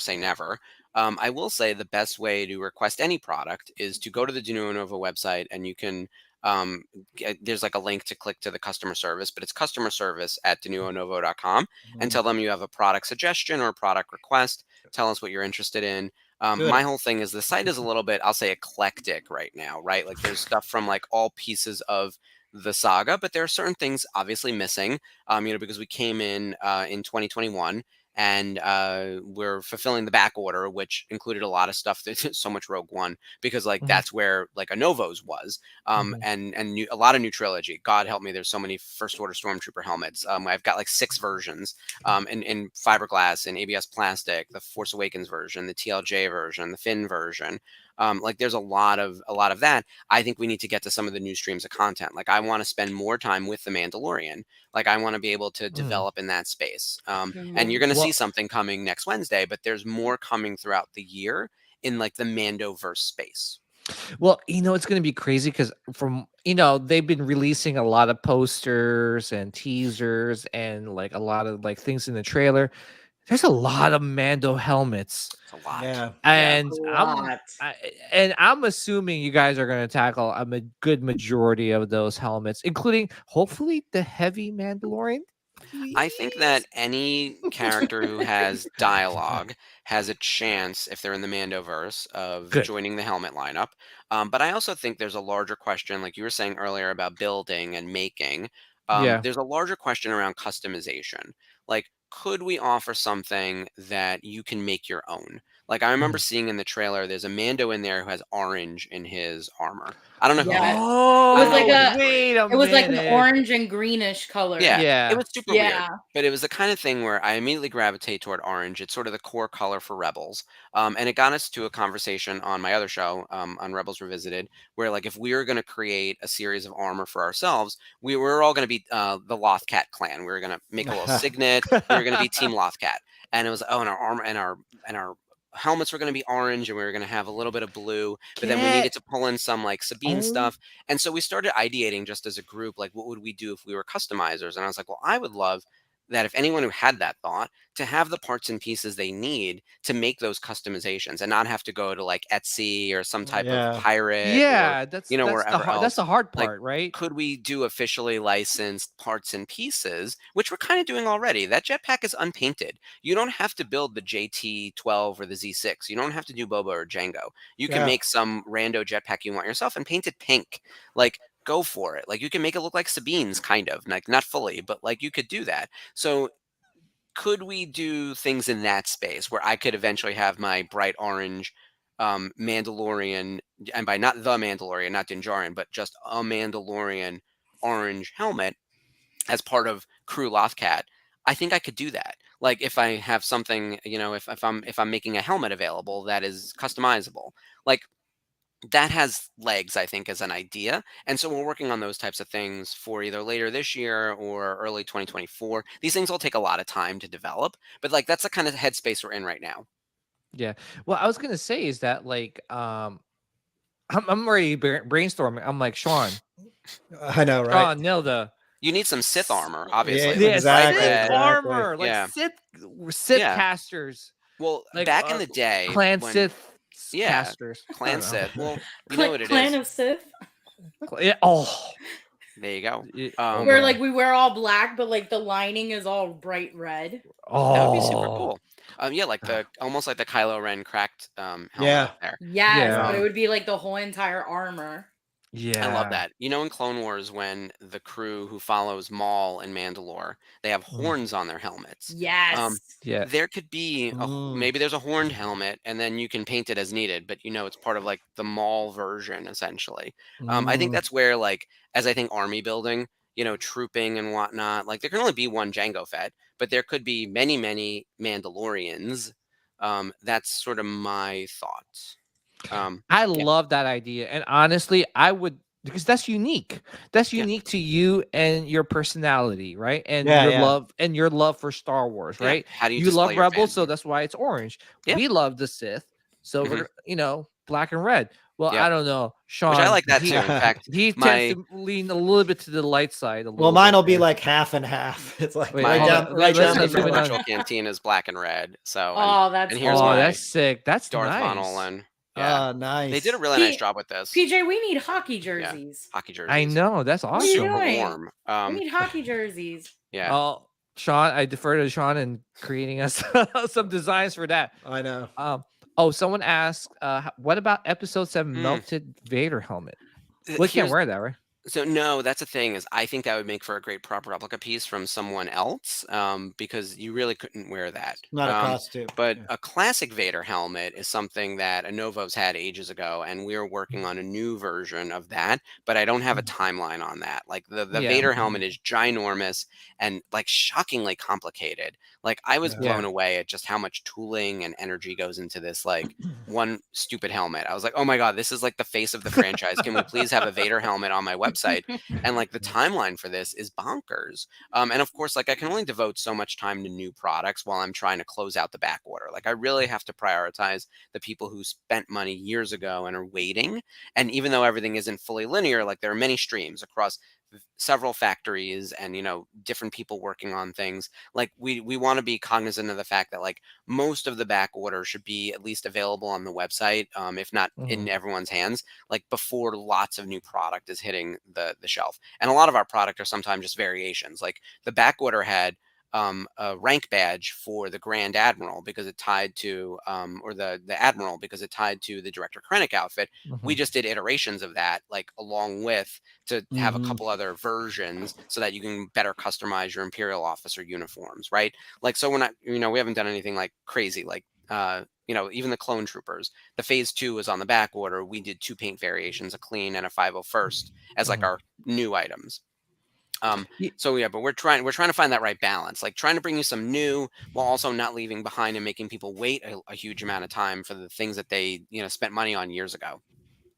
Yeah. And mind you, you guys are, like I said, like you guys are doing a great job. I'm looking forward, probably a lot of like great helmets. And I'm sure Sean is probably thinking of this helmet, Sean, where I'm going with this one.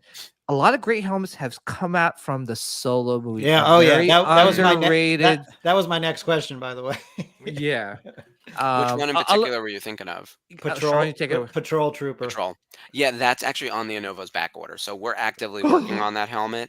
I assume. Look at Sean. Sign me up. I'm getting it for Sign me up too. It's a big boy. It's a big boy helmet. I'll take it. It is probably gonna. I think it's fiberglass. Yeah, that one's a fiberglass one. I have to double check, but I want to say that'll be on pre-order in Q3. I'd have to check. And by the way, Q3 is July, August, September. I'm sorry, I talk in quarters like a business dork. But for but Q3, we work in quarters, so it gives us a little bit of time to, you never know when a shipping container just doesn't leave China, or or a boat just sits in a dock for a month. Like, it's kind of crazy. So we have to work around all those timelines. But I think that we'll have a patrol trooper helmet within this calendar year. Oh, I can't wait for that. Yeah, and like I said before, like there's a lot of great helmets and a lot of great armor from that movie. I love the Minban Trooper. Was another the Mud Trooper? If you guys freaking do that, I would seriously like go to your offices and just bow down to you guys. Like, that would be a cool. That would be a really cool full costume as well, because like the pants are cloth, and then you've got just a few armor thing, like knee pads and elbow pads and. And that's what we're struggling with right now is like, what do we think is the right next batch of costumes and helmets beyond like, if my list is this big and this much of it is the back order and we have room for like a couple of new items, where are we placing our bets? Where are we spending our time? Right now, we're very focused on the Mandalorian. And I think it's going to be tough to go back to like 7, 8, 9 Solo, Rogue One for a little while, especially as new content starts streaming. Like, I have something in the works for Andor. It's only one item at the moment, but it won't be coming until 2024. My gosh, I'm already trying to think. Yeah. So it's not, there actually aren't that many costumes in Andor. So it's the kind of thing where like, I think once we're a little bit closer and we're able to, it would be announced later in the year, but like, I think it'll be a 2024 delivery, but I want to have something from Andor, and I want to be ready when Andor season 2 comes out. And then, whatever happens with Ahsoka. Like, I want to do a live action Sabine helmet, but Ahsoka, we've got to do something for her, even if we can't do her lightsabers, which we can't do lightsabers. That's a different licensee. And of course, Disney is very big in that space with Galaxy's Edge. But like, I want to have something Ahsoka on the site, but that's another one where we talk 2024, Yeah. David Boudreau is asking, any chance you branch out and do creature, a mask? You can do a costume, just like a mask. It really depends. I would honestly say that Tom Spina kind of rules that space in like the best possible way. He is a little more in like the bespoke and like very low production run, like super high quality luxury. Like, by the way, Tom Spina is amazing. I'm sure there's not one person who's listening to this who doesn't know who Tom Spina is or knows. We just had him on the show. There you go. Yeah. So I think that he kind of owns that space. And then on the other side of that, the Halloween costumes, the like $10, $20, $30, $40 masks, Ruby's does a very good job in. I don't know if there's a place for me in the in between of Halloween and Tom Spina with creature masks. I don't know. Right. But if there's something specific that you want, if you were like, I want that calamari guy, or I want like, Admiral Akbar or something, put it through to our customer service email. I can't guarantee we'll work on it, but we'll definitely write you back and let you know that like, we're going to send that on to the design studio as a consideration. I think eventually we'll probably start polling in 2024, like some product options to figure out like where we're going to spend our time. Again, as the back order should be done by the end of like the middle of next year. By the end of this calendar year, I want everything listed, and by the middle of 2024, I want everything delivered. Like that's really my goal. Which, by the way, again, like people, please send us your addresses. You have no idea how many people. Like we have like I'm looking at these TIE fighters up here. We have people who we owe TIE fighter helmets, and I have their emails, and we've emailed them, and they have not emailed back. And so at that point, it's like, how do I get you your TIE fighter helmet? Have you forgotten that you somehow spent $400 or $500 on a helmet and are owed it? But maybe my emails are going to your spam.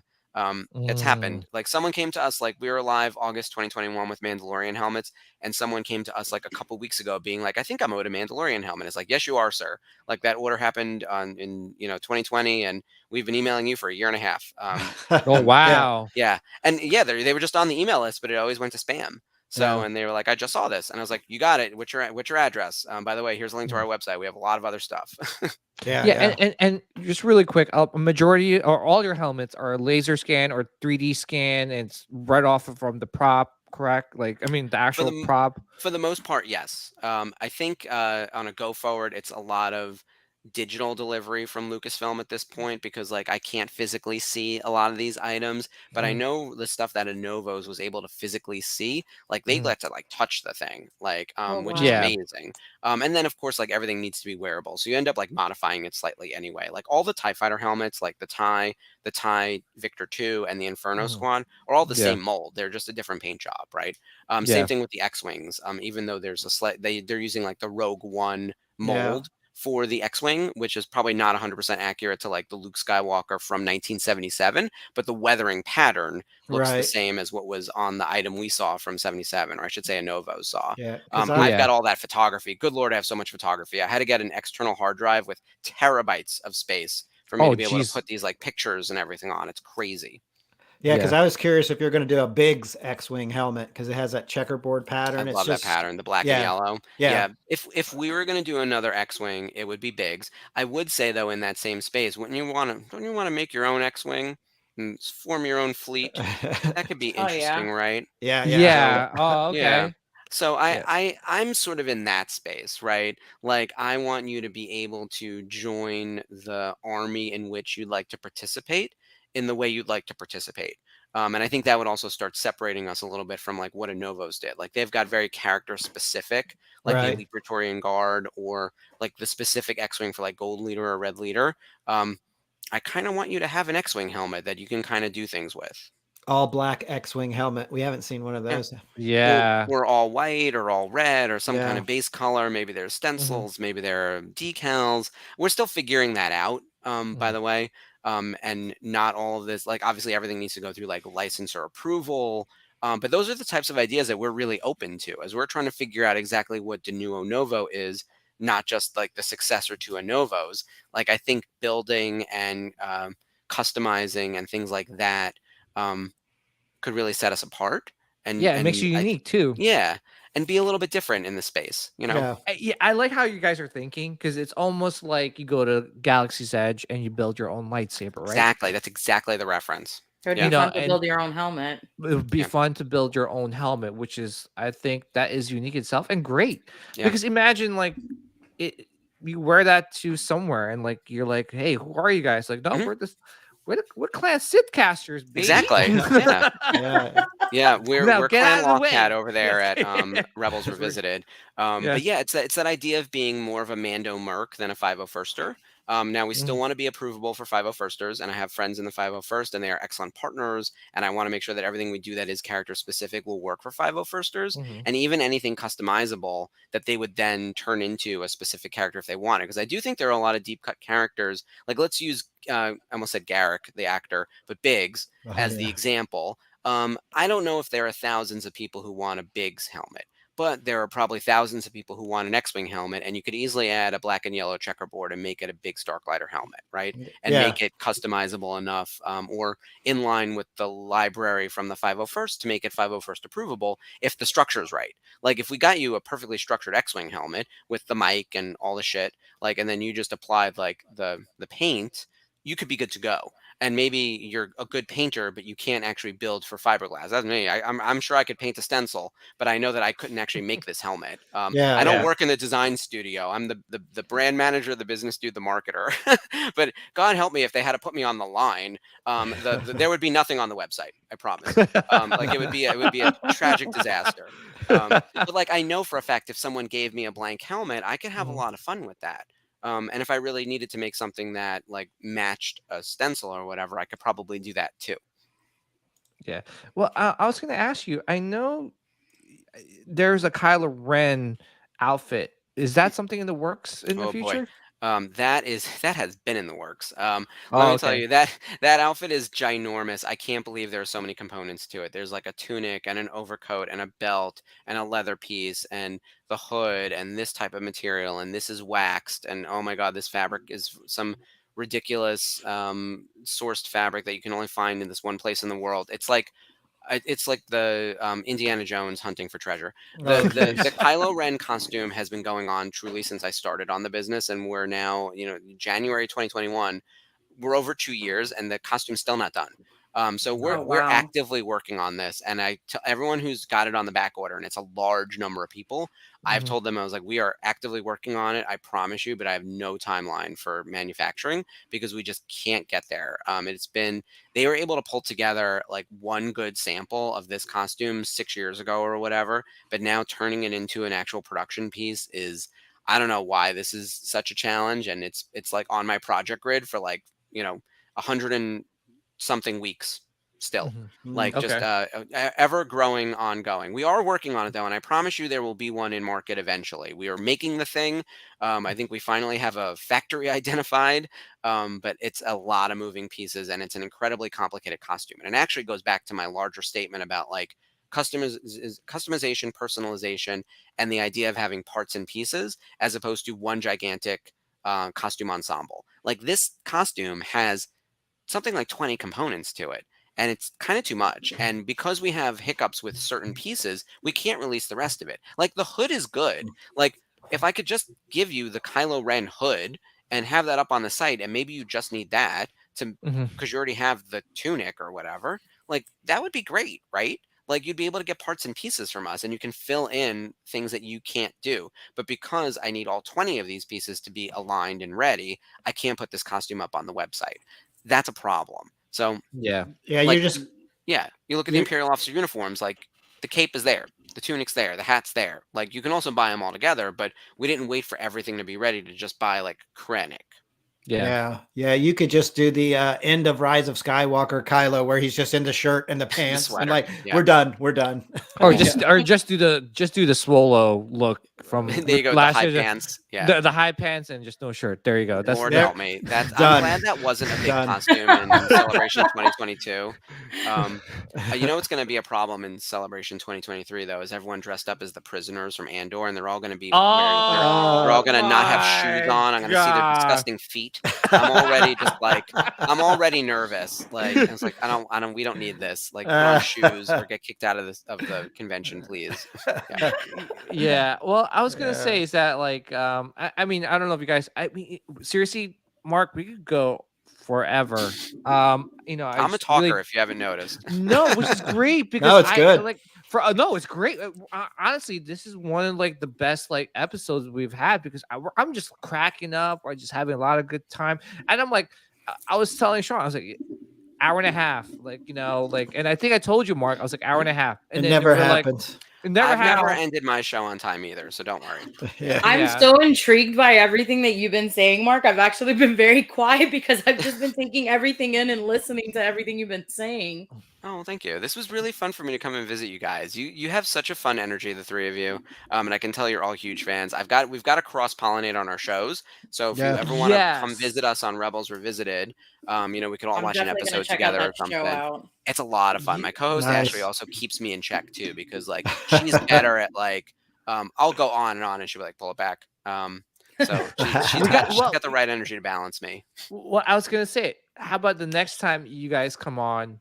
Like you come on, we need to bring your co-host on. Oh yeah, just have like a blast and just like talk, more. Well, will be also give us a chance not only to talk to you and Ashley about Rebels Revisited. We get to know Ashley as well. As you can see, we like to get to know our guests here. You don't come on, it's like, okay, here we go. No, we like to, be your friends, and then when we see you in the convention, it's like, hey, Mark, how's it going? Remember, like, blah, blah, blah, and this and that. It's my favorite part of the conventions is the meeting the people. Yeah. Like, that's how I've met all my friends in the fandom. Like, being a licensee was helpful in that, like, hey, we could do business together. But, like, usually you just end up seeing each other at shows and being friends. And that's the best part. Like, that's the best part of the celebration stuff is the hanging out at the bar afterwards. Oh yeah, absolutely. And that's one thing I love about conventions. Sometimes, like, see, I could be like one of those annoying guys or like customers that just goes to your booth. Yes, like, cool, I will like check out your products and stuff, but I just like want to talk to you about Star Wars and just geek out. And then you're like, that all all right, day. Pete. That's the problem. Yeah. You're like, hey, PJ, I got like 20 other people that are like waiting for me here. Leave. And I'm, oh yeah, that's right. I'm not the only one in the center of this whole convention. I gotta like leave right now. I'm that guy too. I totally feel that. Yeah, but there's like, obviously, I don't know, Sean, do you guys have any more questions? Like, I mean, I feel like I have like a ton of more questions. Like, we could talk all night. Yeah. Yeah. Part 2. You know what we should do? Let's plan to reconnect before Celebration because eventually then so next week, don't forget Wednesday, March 1st, Mando Extravaganza happening. Yes. Yeah. But after that, we've got about a month before Celebration hits, and there'll be some reveals happening at Celebration, of course. Those will have to be embargoed to the date of Celebration. So maybe it makes sense to even connect like right after or right before or something. I don't know. We can figure it out. That'd be a good time to connect though. Yeah, sounds good. Absolutely. And really quick, couple more questions and we'll definitely end this. Number one, a lot of your products are in stock right now, and you do offer like some, obviously they're a little bit more high end. There's for the people like are concerned, like there are payment plans, correct? Right? Like I've seen there's like some installments there you could pay with pay in installments through Shop Pay. So it's usually 4 installments. It does do not a credit check, but something similar. So it'll pull you out and like evaluate you, and then I think if you pay in 4 installments, there's no interest. But if there's other options where you could pay on a longer period of time and pay like a slight amount of interest, if that's something you wanted to do. Shop Pay is built into Shopify, which is what our website is built off of, and they're very reputable, and we haven't had any problems with them. They're actually been great. Yeah, and then also wanted to let everyone know, if you're this is one of the things that like I love about gift cards is that if like my parents or like my family members or friends are like, hey, what do you want for your birthday or Christmas? I'm like, hey, listen, let's make this easy make this easy for you. I've been looking at this cards. Like because they know you love Star Wars, but they don't know what you have and what you don't have and what you need. So gift cards are great. Don't spend it all in one place, obviously. But it's it lets you could do anything on the site with it. So it actually goes across categories. We also have one Batman product. You might see it at the top over there. More coming. It's so cool. It's really fun. And of course, like with this being the year of like Michael Keaton Batman, we're very excited. This will finally be in stock closer to June. We've been working on it for a while, but it is going to be very accurate to the original Batman cowl. And it's sequentially numbered, pretty low print run. And it's coming, more to come. We'll do a whole unboxing on it and everything. Those aren't even like final production photos. We're still waiting. But you can use gift cards across the site on any of the products. Yeah, and now for the people that are like, there's a certain product that is, they've been looking at and they're not sure if this is something that they need to jump on right away, because you said there are some products that are, might be like once they're out of stock, they're out of stock. Does the website tell the consumer like which products are like once this is done, or is this just we don't have anything labeled that way because usually we would figure that out kind of after the fact, actually. But there are usually low inventory alerts when something is very low. And I would say on any of the like truly wearable items, like the costume pieces, you'll see click downs by size, and that's where like if you're seeing that certain sizes are out of stock, that would be a hint that total inventory is low. But yeah, like something like the Praetorian Guard. I don't know if we'll make more. Like we made that one because it was on the back order and we have enough stock right now, but I don't know if we'll go back up on press, right? How's your vision in that? It's actually not bad. That's what's so crazy. Those little lines, I put it on and I was like, oh, I can see. Because we actually do have like safety requirements for this stuff, you guys. Like, you know, we actually have to make it so that if you're wearing this thing, you won't like walk into traffic. Walk into a wall. But on top of that, I should mention this, and it's funny because someone asked at the booth, someone asked if they were street legal. Because I guess street legal? What are you racing with it? So to wear on a motorcycle. So because there actually used to be a motorcycle helmet licensee, and I don't know what happened to them. But like there used to be motorcycle helmets that were just painted to look like Star Wars, you know, X-Wing helmets and TIE fighters and stuff like that. These are obviously not that, and no, they are not street legal. Oh my God. Like you have to wear like a real motorcycle helmet that has a very different safety regulations. If anyone has a motorcycle license, you know what that's all about. Like none of these are motorcycle helmets. But it made me laugh and it made me think like, yes, there used to be a motorcycle helmet license. What happened to them? So if anyone knows in the chat, I'd love to know. I'd love to find out.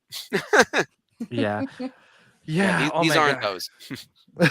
Well, first of all, why would you? Okay, never mind. Not gonna People ask. Strange stuff at the booth. I got to tell you, not the weirdest question I've gotten. Yeah, but it makes the day go by fun and much more quicker. Definitely looking forward to the Sabine helmet. I can't wait for what you guys have in store. I mean, Sean, Nilda, do you guys have any questions before we wrap things up? No, I'm just ready to buy a couple of helmets. I know. I see like 2 helmets that I want. Okay, I could give you my list. Here you go, guys. Sabine Wren, Rogue One Death Trooper. Well, now since Mark was we're gonna wait till the specialist, right? Specialist. I'm waiting for the specialist. Yeah. Jango Fett. I mean, even the Kylo Ren. I know I have a couple of friends that bought the Kylo Ren helmet from you guys, and they absolutely love it. Red 5. I could go on and on. Scroll back down again, PJ. Which one? To this one? Yeah. Go back up just a smidge. One more. That's the one I want. The Battlefront 2 Inferno. Oh, the Inferno. Yeah, that's Iden. Yeah. That's our girl Iden. I love her. Yeah, she's tremendous. I brought Janina Gavankar to Celebration 2019.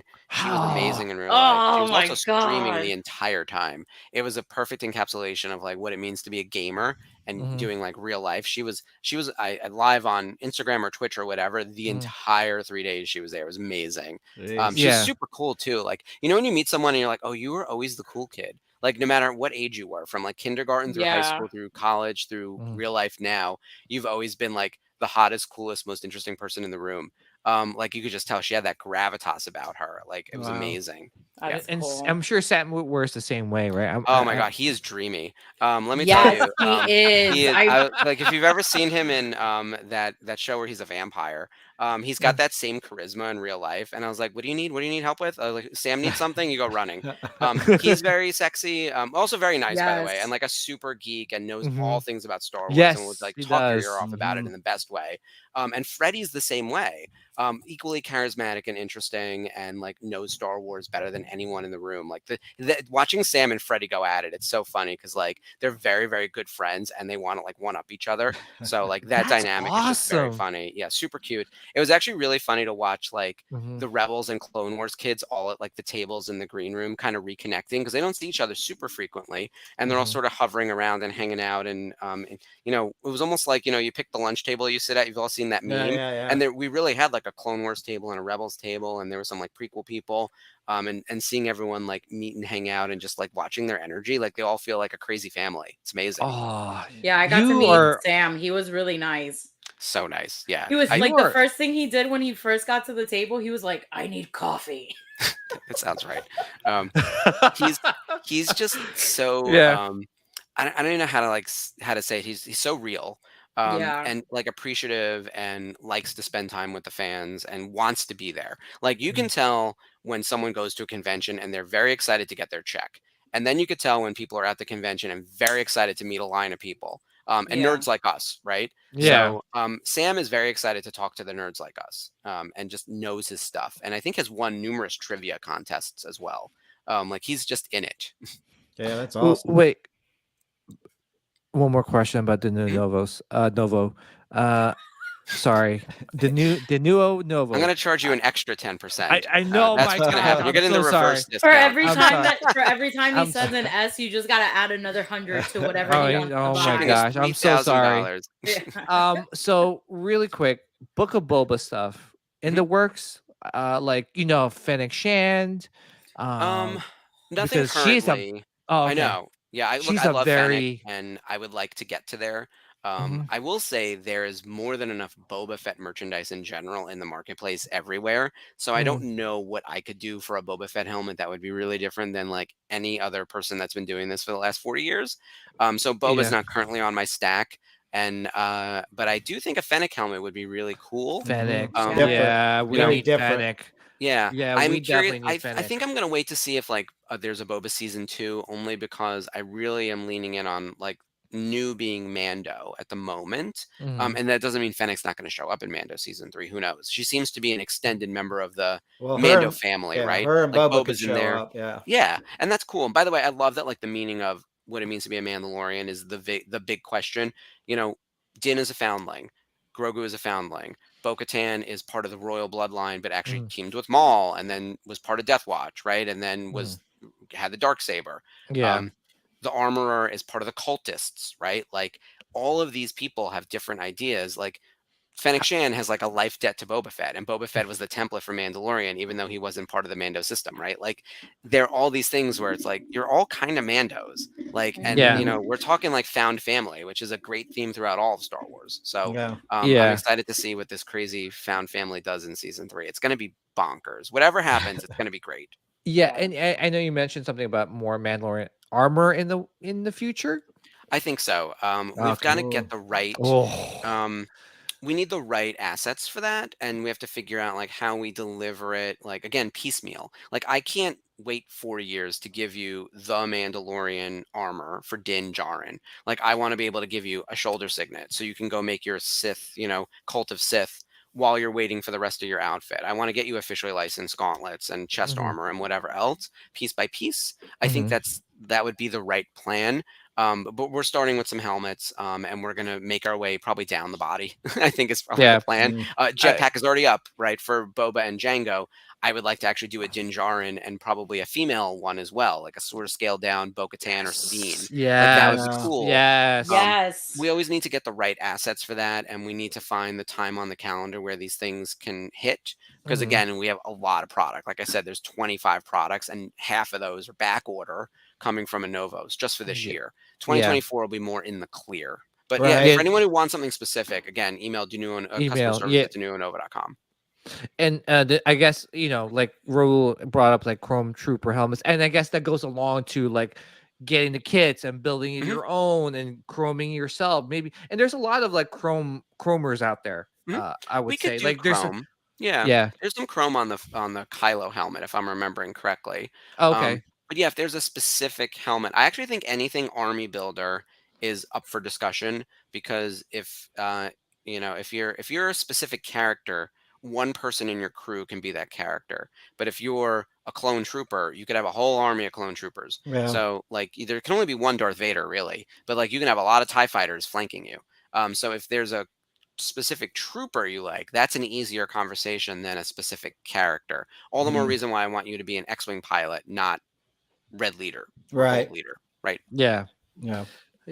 Nilda, Sean, any questions you guys have? I think I wore him out already. I know. I think we wore him out. I took in a lot. This is a very knowledgeable. And what a great life. Yeah. Oh my gosh, the fact that you got to do all these things and still continue to do all these amazing things. First of all, thank you. Mark, seriously, like thank you. Thank you, Mark. Thank you for having me. This was really fun. Yeah. It was a lot of fun. This 2 hours went by super quick. It flew. It did not feel like it. It did not feel like it. Let's do the plugins. So right now I put it up. We know where the Denuo Novo website is, and it's right there. Sorry, I put the S there, but it's Denuo Novo. Denuo Novo. Yes. So check out the website, and please check out the website, especially next Wednesday at 12 p.m. Eastern time. Yep. Great announcements, and I am excited what you guys have in store for all us collectors and cosplayers. Big new product and reveal and fans. Yeah, awesome. And I'm sure it's like a big, huge event, and I can't wait for it. Any other things, like definitely check out the virtual cantina every Monday night at 9 p.m. Eastern. That's when Mark and his co-host Ashley talk about Rebels Revisited is the name of the show. So please check them out. I'll put all the links in the description below for everyone listening and watching. Thank you, Mark. Oh my gosh. Yes, this was fun.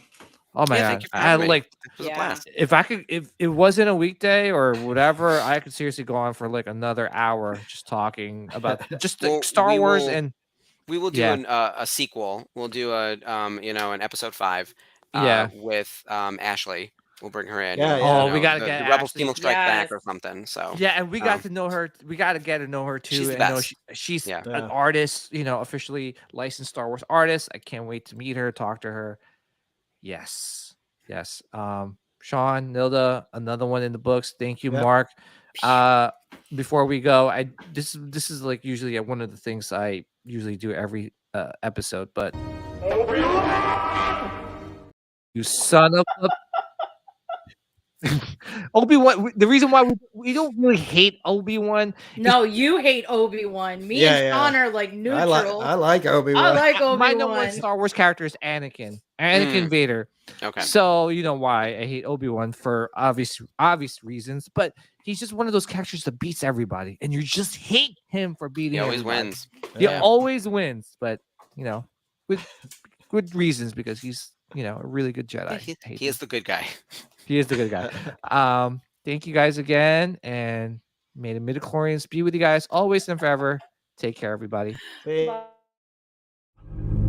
Strike me down with all of your hatred, and your journey towards the dark side will be complete.